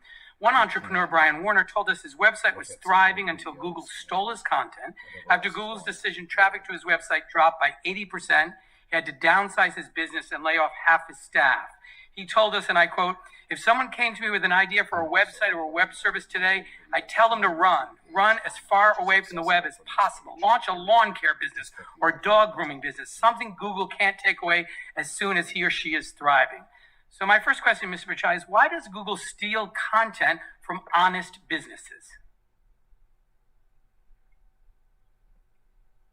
Mr. Chairman, with respect, I disagree with that characterization.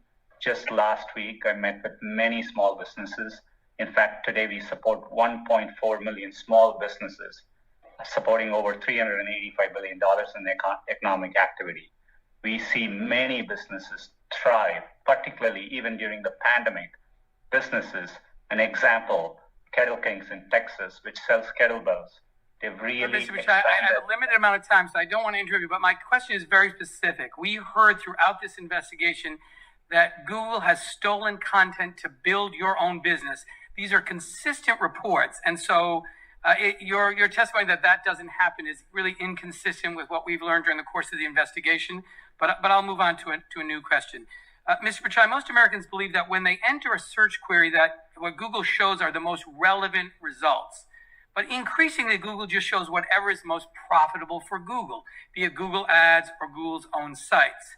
And so my question, Mr. Pichai, isn't there a fundamental conflict of interest between serving users who want to access the best and most relevant information and Google's business model, which incentivizes Google to sell ads and keep users on Google's own sites? We've always focused on providing users the most relevant information, and we rely on the trust for users to come back to Google every day. In fact, the vast majority of queries in Google, we don't show ads at all, and we show ads only for a small subset of queries where the intent from users is highly commercial. For example, they may be looking for something like TV sets or so on. But Mr. Pichai, what is the value of the part that you do use the Google Ads for? I mean, it's a substantial part of your business. What's the actual value? 200 billion, 300 billion? In terms of revenue, it's around 100 plus $100 billion. But that's a lot of money, Mr. Pichai. Let me move on. Mr. Pichai, it's Google's business model that is the problem. Our documents show that Google evolved from a turnstile to the rest of the web to a walled garden that increasingly keeps users within its sites. Emails show that over a decade ago, Google started to fear competition from certain websites, web pages that could divert search traffic and revenue. New users. Google. These documents show that Google staff discussed the proliferating threat, that's how it was described, that these web pages the House Judiciary Committee any traffic loss to other sites was a loss in revenue. Big tech One of Google's CEOs. memos observed that certain websites were getting, and I quote, too much traffic. So Google decided to put an end to that. Mr. Pichai, you've been at Google since 2004. Were you involved in these discussions about the threat from vertical search? Congressman, without knowing the specifics, it's I'm not fully clear of the context, but definitely when we look at vertical searches, it validates the competition we see. For example, when users come looking to shop online, independent studies show that over 55% of product searches originate with Amazon and over 70% originate with the major e-commerce companies. In the few categories which are commercial in nature, we see vigorous competition, be it travel, be it real estate, and we are working hard. Well, let me ask very specifically, Mr. Pichai. The evidence that we collected shows that Google pursued a multi-pronged attack. First, Google began to steal other web pages' content. For example, in 2010, Google stole restaurant reviews from Yelp to bootstrap its own rival local search business. Mr. Pichai, do you know how Google responded when Yelp asked you to stop stealing their reviews? Well, I'll tell you, our investigation shows that Google's response was to threaten to delist Yelp entirely. In other words, the choice Google gave Yelp was let us steal your content or effectively disappear from the web. Mr. Pichai, isn't that anti-competitive? Congressman, when I run the company... Hasn't he been to Epstein's Island? They've all been to Epstein's Island. We conduct ourselves to the highest standard. Happy to engage, understand the specifics, and answer Yvonne, what's up? You got the website, you got the Search email question, with the Mr. link. Pichai, did Google ever use Not its the email, but surveillance the over Facebook web message. traffic to identify competitive threats? Congressman, just like other businesses, we try to understand trends from data which we can see, and we use it to improve our products for our users. But we are really focused on improving our products, and that's how I appreciate that. You're focused on censoring Google's own conservatives. documents and numerous interviews with companies affected by this conduct show that Google did just that. which is very disturbing and very anti-competitive. In addition to stealing content, Google also began to privilege its own sites. An investigative report published just yesterday found that 63% of web searches that start on Google also end somewhere on Google's own websites. And to me, that's evidence that Google is increasingly a walled garden, which keeps users on Google sites, even if Google doesn't have the most relevant information and it's economically catastrophic for other companies online. And so my time is running out, but Mr. Butch, I'll just end by saying the evidence seems very clear to me. As Google became the gateway to the internet, it began to abuse its power. It used its surveillance over web traffic to identify competitive threats and crush them. It has dampened innovation and new business growth, and it's dramatically increased the price of accessing users on the internet, virtually ensuring that any business that wants to be found on the web must pay Google a tax. And with that, I recognize the ranking member of the subcommittee, Mr. Sensenbrenner, for his first round of questions. Thank you very much, Mr. Chairman. I've been in Congress 42 years. That's coming to an end at the end of this year. Corona. I'm breathing a sigh of relief. But during This that guy's period woke, of though. time, during the decade of the 90s, He's going to talk and about the censoring zeros, conservatives. you know, I was involved as chairman of the Science Committee and chairman of this committee, and trying to make the net universal, you know, and open it up to everybody. And one of the theses that we use is the net should end up becoming basically the debate on issues not only in our country but throughout the world. And in exchange for that, this committee and the Congress gave internet service providers immunity. So if somebody said something defamatory in what they posted, the ISPs could not be a part of a lawsuit for defamation. Now, after hearing Mr. Jordan give a long line of censorship of conservative viewpoints, you know, I'm concerned that the people who manage the net, and the four of you manage a big part of the net, you know, are ending up using this as a political screen. Conservatives are consumers too. And the way the net was put together in the eyes of Congress is that everybody should be able to Is this live? Yes, it is, Heather. This is live. Zuckerberg, This guy is Mr. live, Jordan's and I'm litany live. Of censorship, This guy zeroes is in live. on Facebook. Fuck. Exactly Why is it what so hard? are your This guy is standards live. in, quote, filtering out political speech And I'm live. that maybe some people out there don't agree with? Congressman, thank you for the opportunity to address this. Our goal is to offer a platform for all ideas. We want to give everyone in the world a voice to share their experiences and ideas. A lot of that is day-to-day things that happen in their lives. Some of it is political. This is a lie. I'm going to get thrown off of Frankly, Facebook I think that today. we've distinguished ourselves as one of the companies that defends free expression the most. We do have community standards around things that you can and I cannot am live. say.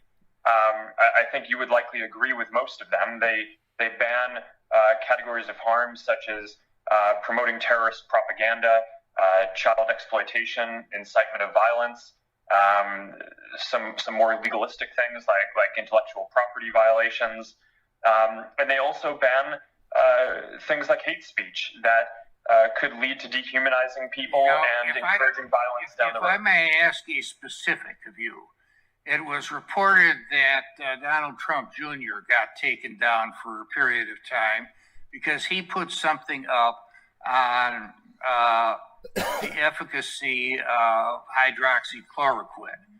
Now, I wouldn't take it myself, but there still is a debate on whether it is effective either in treating or preventing COVID-19.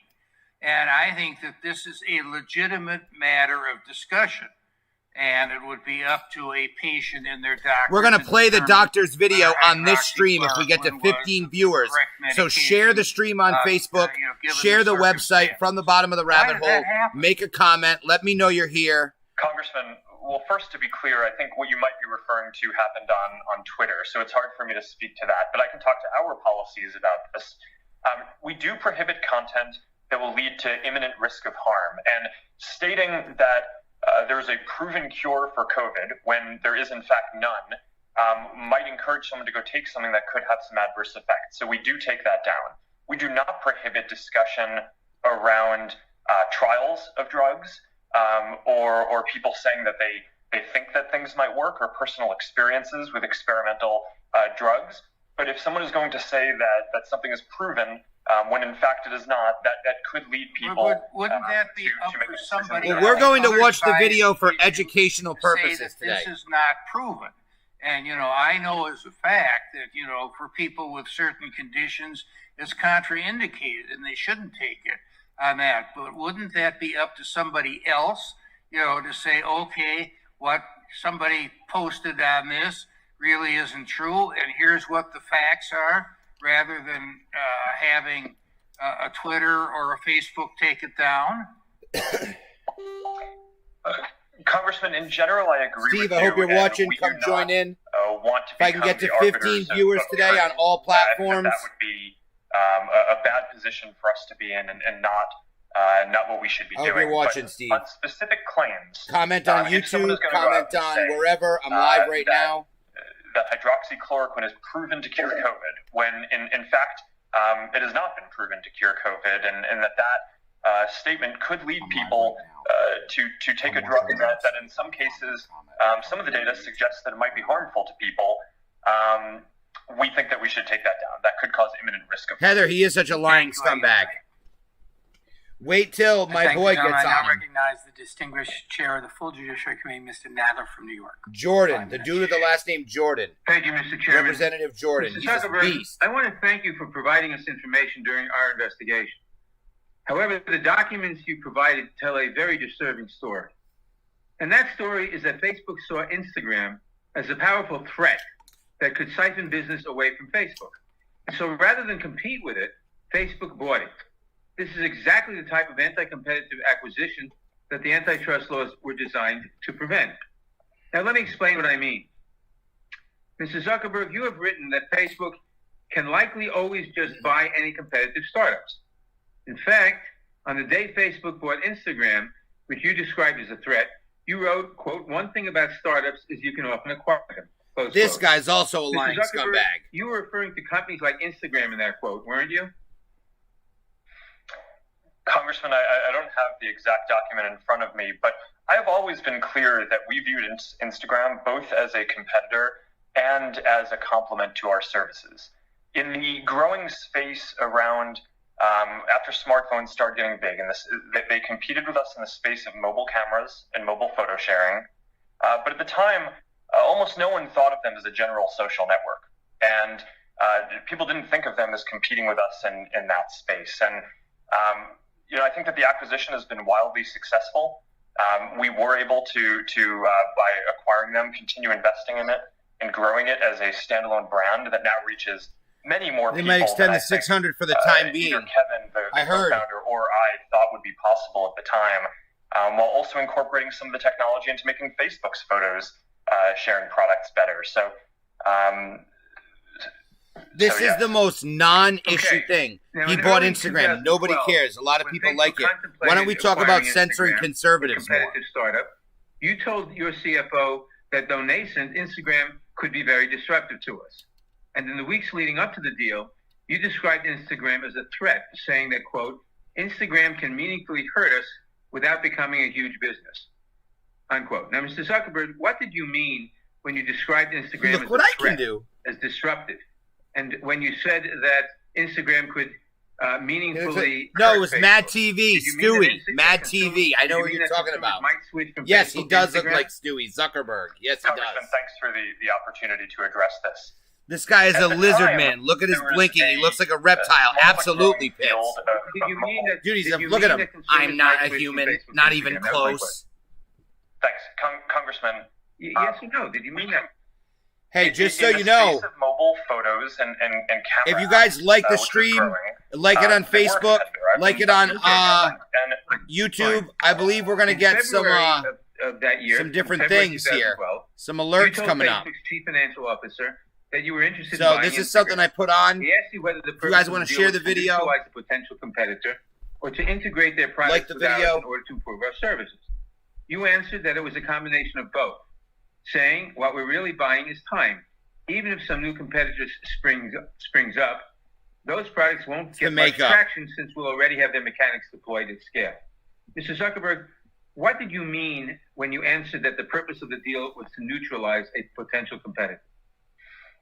Congressman, well, those aren't my words, but yes, I've been clear that Instagram was a competitor in the space of mobile photo sharing. There were a lot of others at the time. They competed with apps like ViscoCam and PicPlease and companies like Path. It was a subset of the overall space of connecting that we exist in.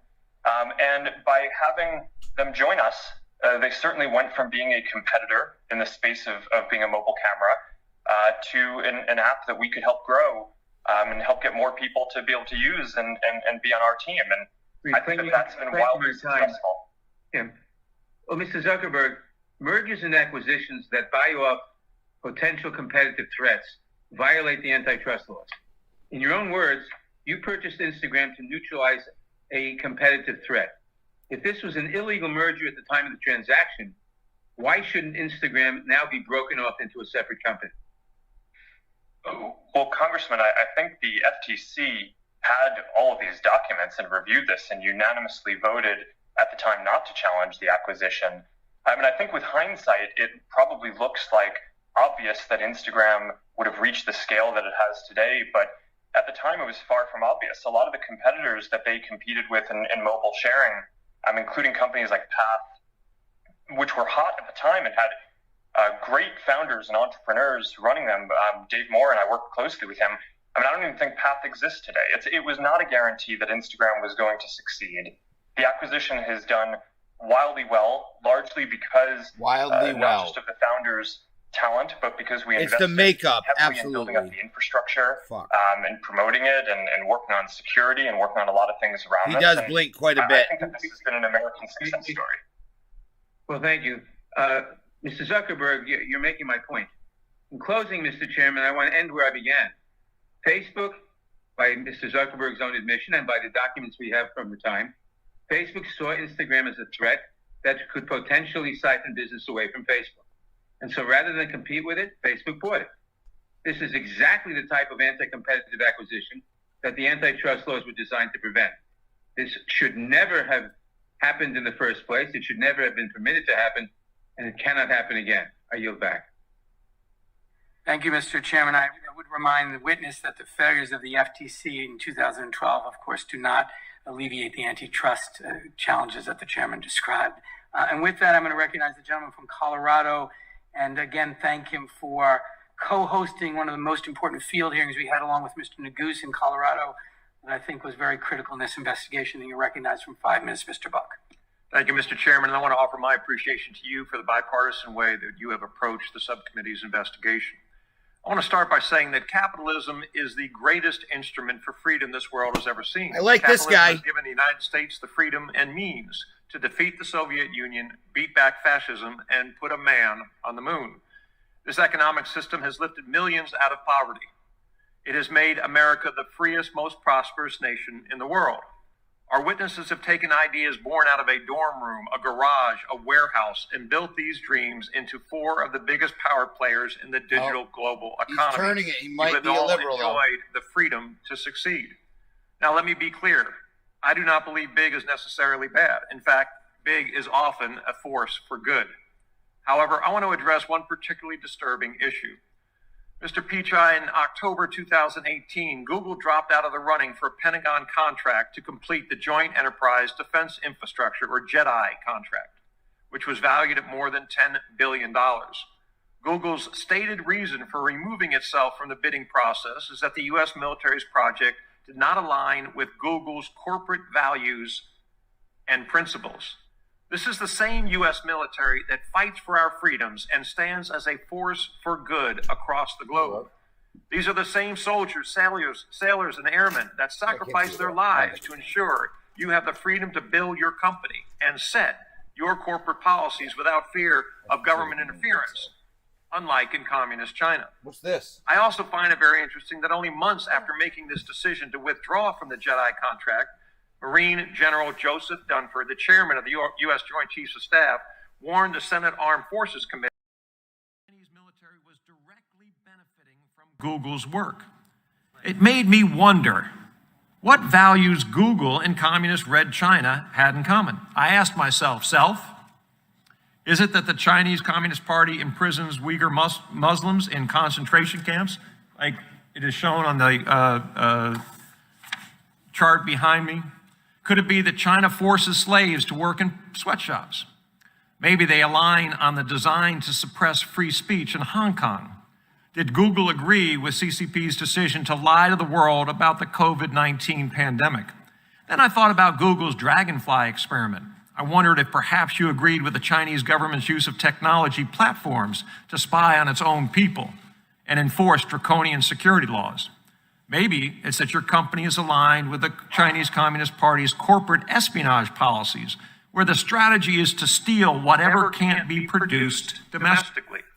These values that allow Google to work with the Chinese military but not the U.S. military help explain why Google wouldn't think twice about blatantly stealing a competitor's product, right down to the watermark, without any hint of attribution.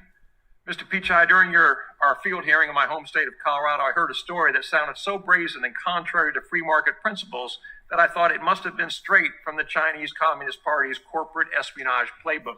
Jesus Christ, Google I love took this advantage guy. of a company that relied on your search engine to build its brand and compete. Google misappropriated lyrics from Genius Media Group's website and published those lyrics on Google's own platform. However, Genius caught Google in the act, quite literally red-handed. When Genius suspected this corporate theft was occurring, the company incorporated a digital watermark in its lyrics that spelled out red-handed. In Morse code, Google's lyric boxes contained the watermark, showing that your company stole what you couldn't or didn't want to produce yourself. After Google executives stated that they were investigating this problematic behavior, Genius created another experiment to determine the scope of the misappropriation. It turns out that out of 271 songs where the watermark was applied, 43% showed clear evidence of matching. Your company, which advertises itself as a doorway to freedom, took advantage of this small company, all but extinguishing Genius's freedom to compete. Google is supposed to connect people to information. Your corporate values once stood for freedom, a platform that let capitalism flourish and helped bring countless people across the globe out of poverty. My question to you, Mr. Pichai, do you think that Google could get away with following China's corporate espionage playbook if you didn't have a monopolistic advantage in the market? Congressman, I want to be able to address the important concerns you raised. First of all, we are proud to support the U.S. Google, government. you're a communist piece of shit, signed Google. A big project with the Department of Defense where we are bringing our world-class, zero trust-based cybersecurity approach to help. Funny how conservatives sound like Americans. Yeah, absolutely. Absolutely. Attacks. We have projects underway with the Navy, with Department of What Veterans happened? Affairs. Happy to follow up and explain more. We have a very limited presence in Oh, that China. was the sound. We don't That was the offer sound. I'm any of sorry. our services, search, maps, Gmail, YouTube, etc. in China. And with respect to music, we license content there. In fact, we license content from other companies. And so this is a dispute between Genius and the other companies in terms of where the source of the content is. But again, happy to engage and explain what we do here further. Thank you. I yield back, Mr. Chairman. Thank the gentleman. I now recognize the gentleman from Georgia, Mr. Johnson, for 5 minutes.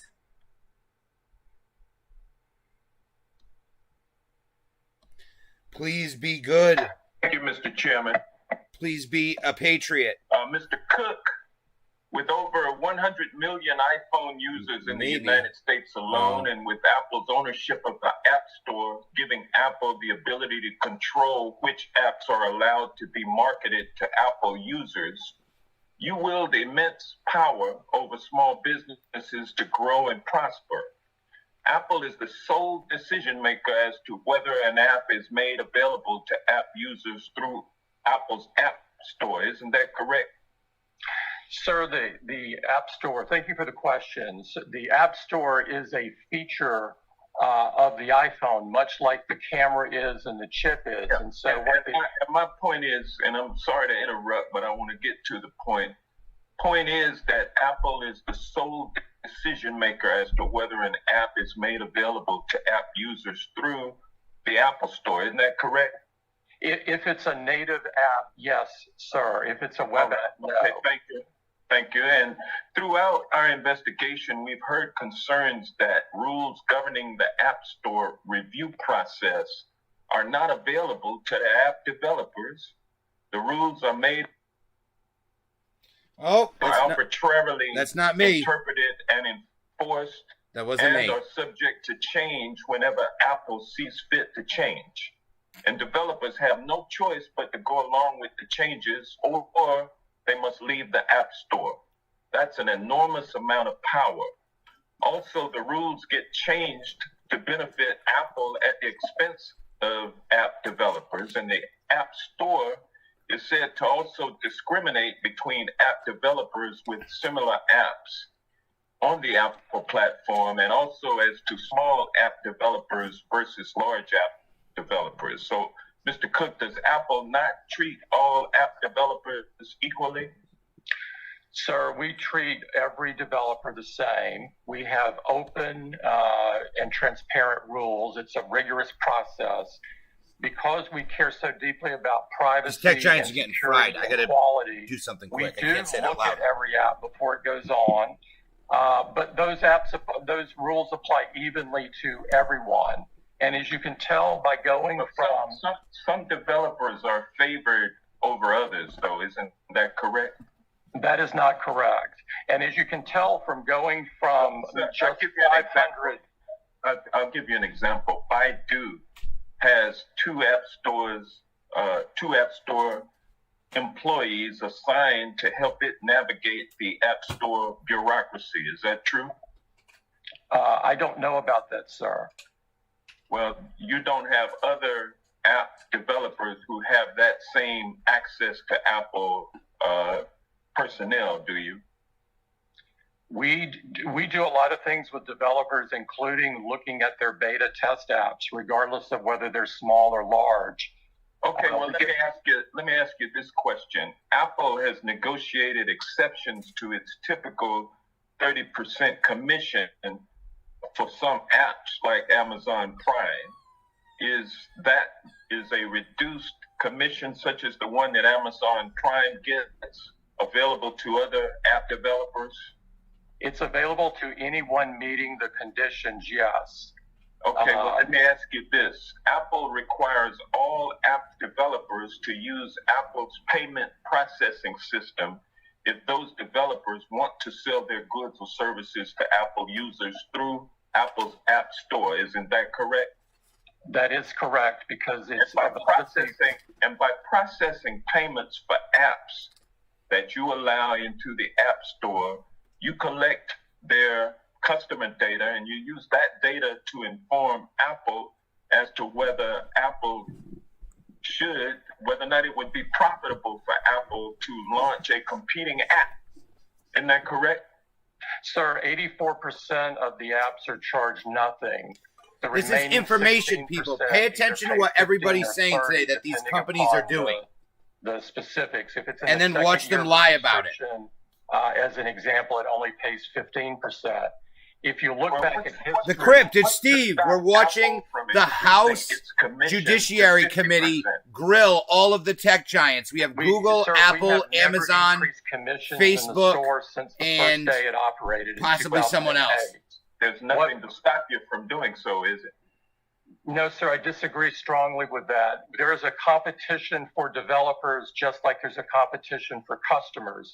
And so the competition for developers, they can write their apps for Android or Windows. Some of these house guys are fucking so we have woke as fuck, but not the fake version of woke. When I say woke, I'm talking about like actually see what's going on and their eyes are open. Essentially, it's so they hijacked that word. I would describe it as a street fight for market share in the smartphone business.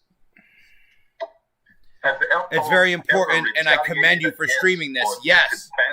Thank you, and I commend you for watching, and everybody share this video. Share the website, share the video, hit the like button, subscribe if you're on YouTube, hit the bell. The little notifications will come up right here on this.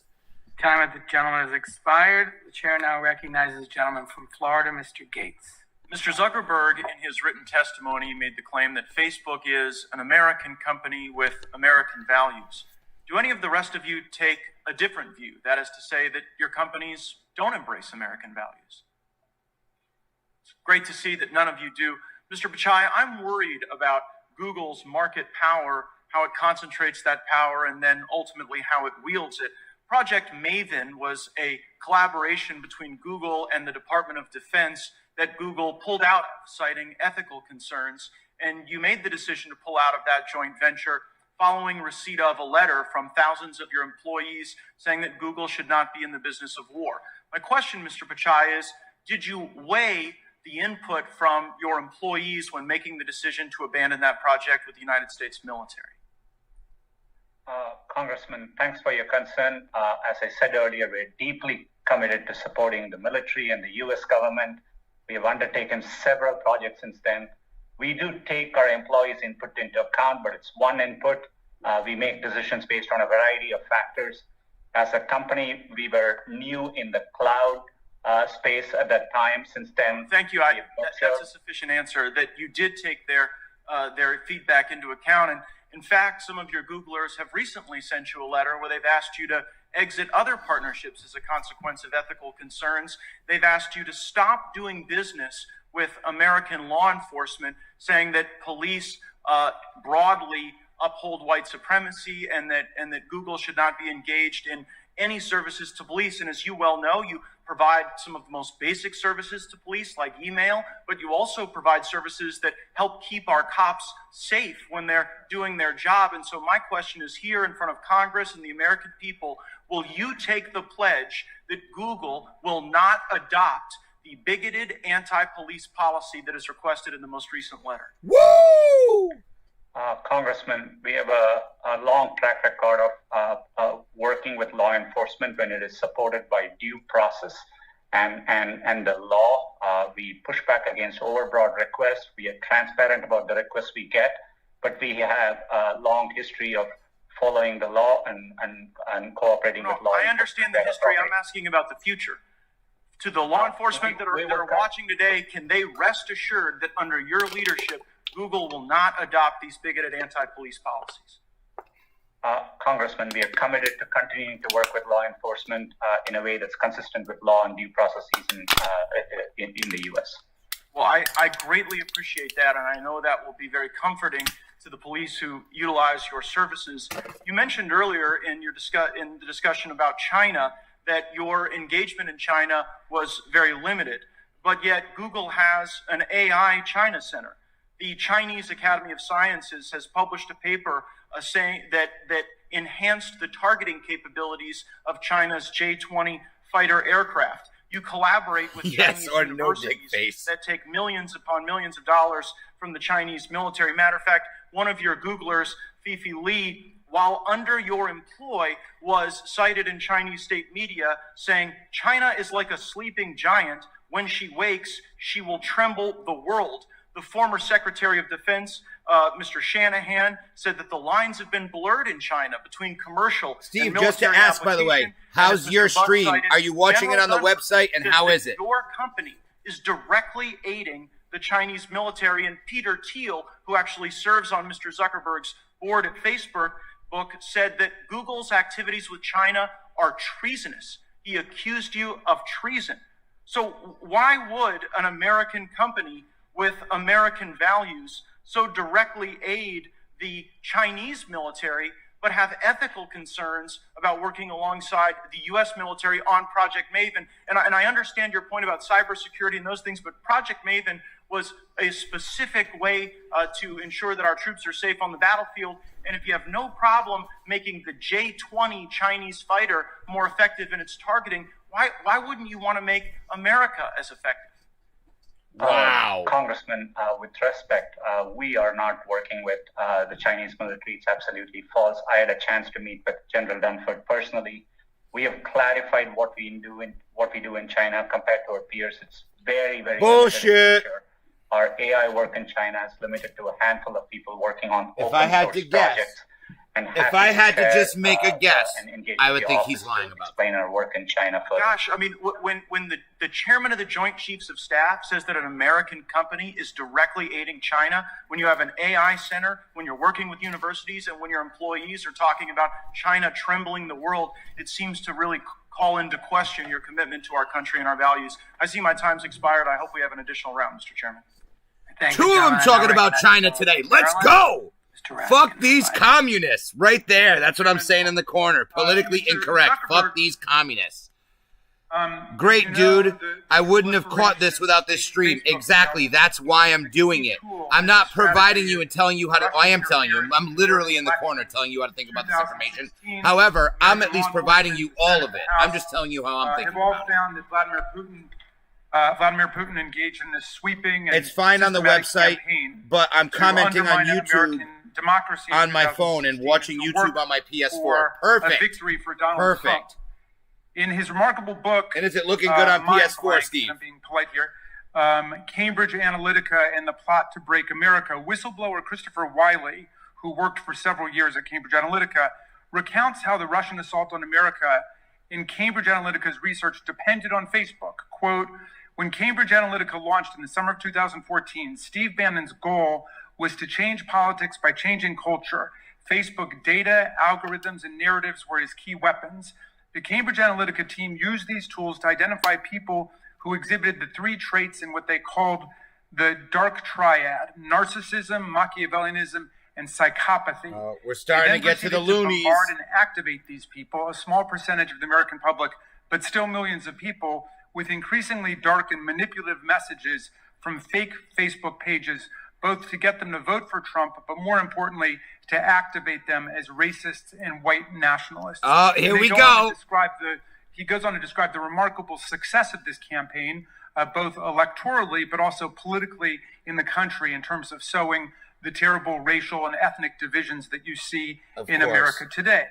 So they waged a mass campaign of psychological warfare to polarize America around race and religion and to activate racist They're and blaming that on the Russians? And it worked splendidly for them. No, it's the American news media. So, Mr. Zuckerberg, it's which parts this of guy narrative contributing have you to it. Or are you planning to address, or do you just see that essentially as the cost of being a forum and a marketplace for ideas?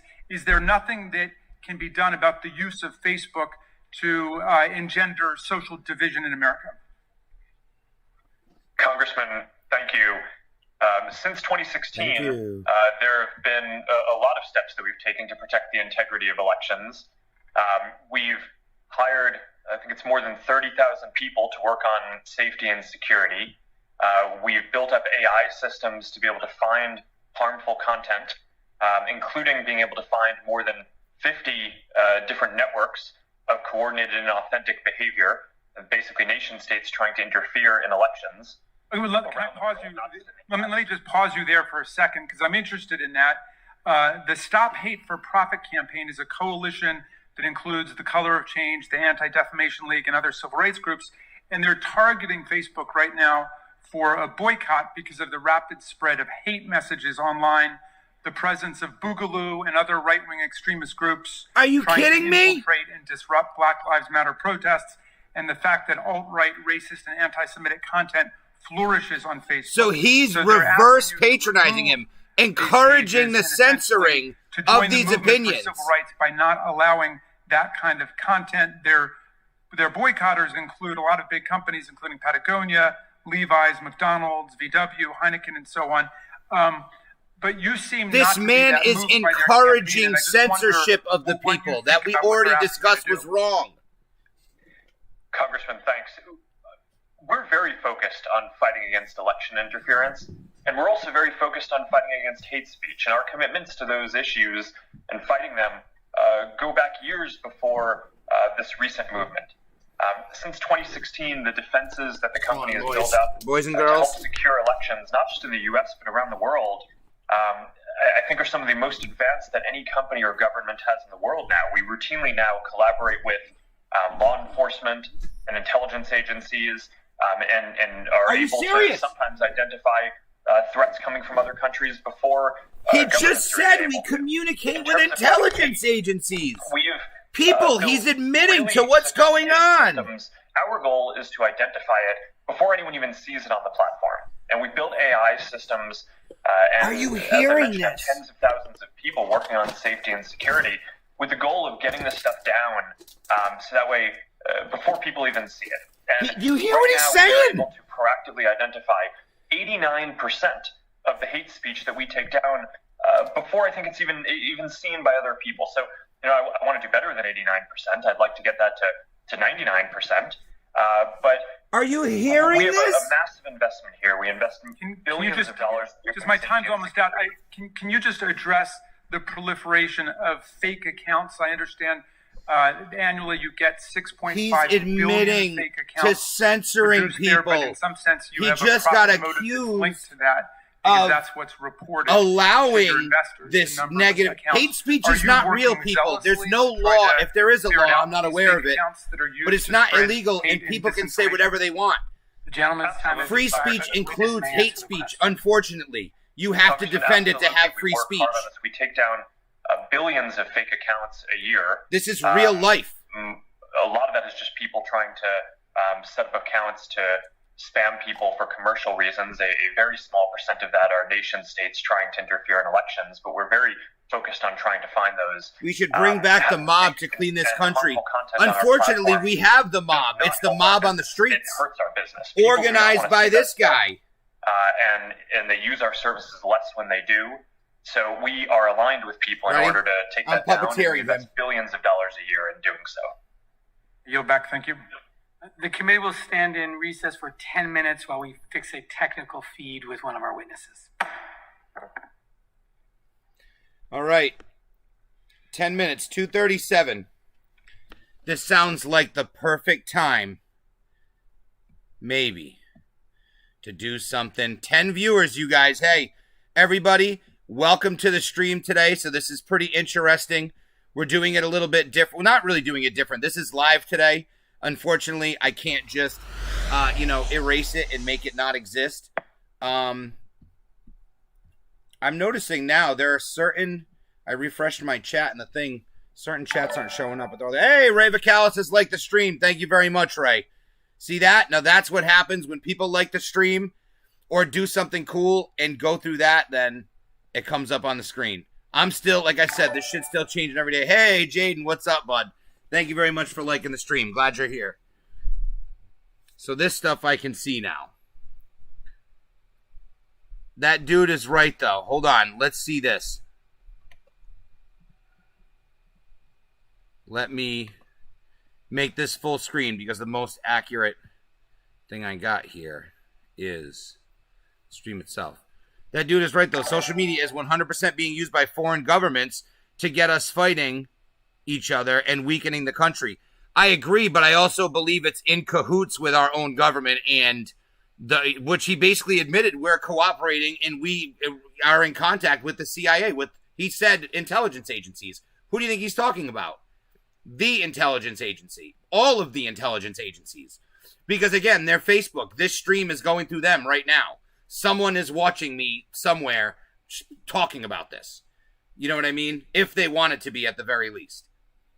If there was a few thousand people in here, they would definitely be watching. But let's take this 10-minute break to watch something. Let's go to the browser here. Oh, the Donald. You're seeing it, baby. Hold on, though.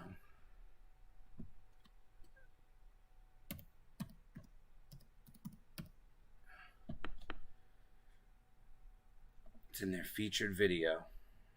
Oh, no. That's a good one, too. I haven't even watched. I say that's a good one. I haven't even watched it all, but I want to watch it. I will watch it. We can watch it in a bit if you want. What the fuck? It got taken down. I am willing to bet videos. I am willing to bet that it got taken down. Yep, it's gone. It's fucking gone. They're gonna get sued. They already said it. We will sue if they take this video down of that doctor, and they fucking took it down. Ain't that some shit? I posted it on Facebook, and I verified that it worked. Not only that, I actually watched, they played it last night on Fox News, surprisingly enough. And I'm not the biggest fan of Fox News. I think that a lot of their people suck and they don't necessarily say the right thing. They're better than most others.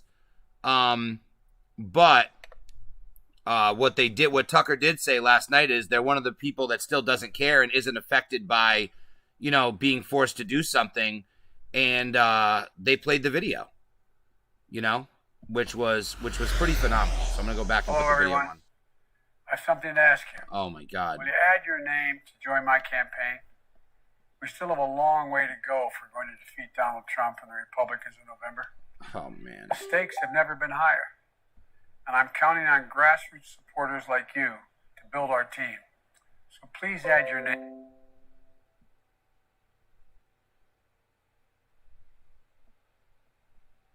I can't see you. Mary just reached out. I can't see you live going through this stream, but I can on Facebook. That's unfortunate. That's just a YouTube stream. So if you're not able to, if anyone's having a problem with what's going on, their stream anywhere, I would love to know about it. Hold on. Let me get the most accurate chat pulled up large on the screen so I can see and I can begin to comment here.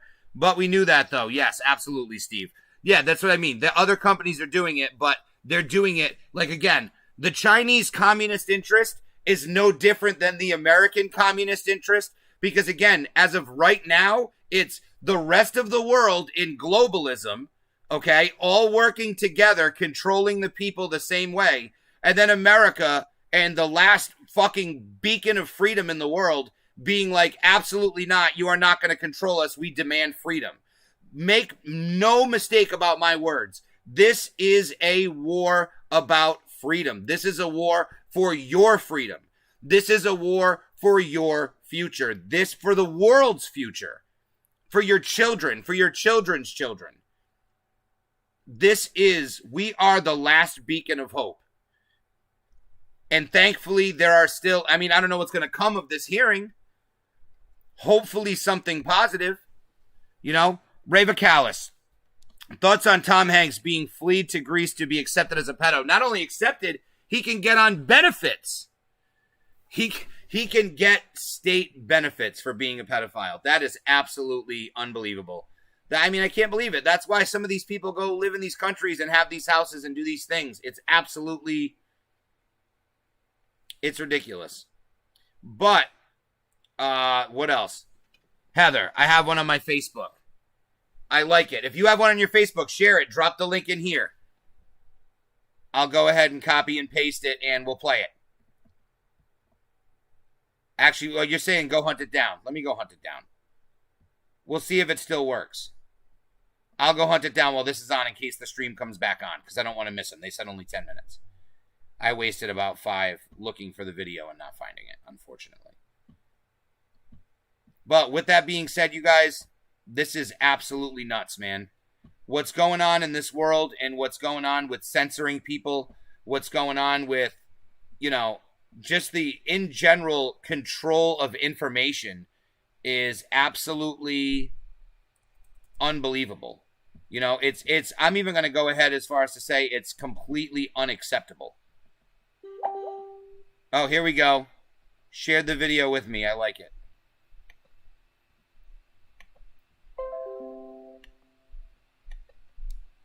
Hold on. It looks like I'm having a tough time opening it. Oh, that's why. Here we go, guys. Let me see if because it looks like it's a website. It is a website, not necessarily a video.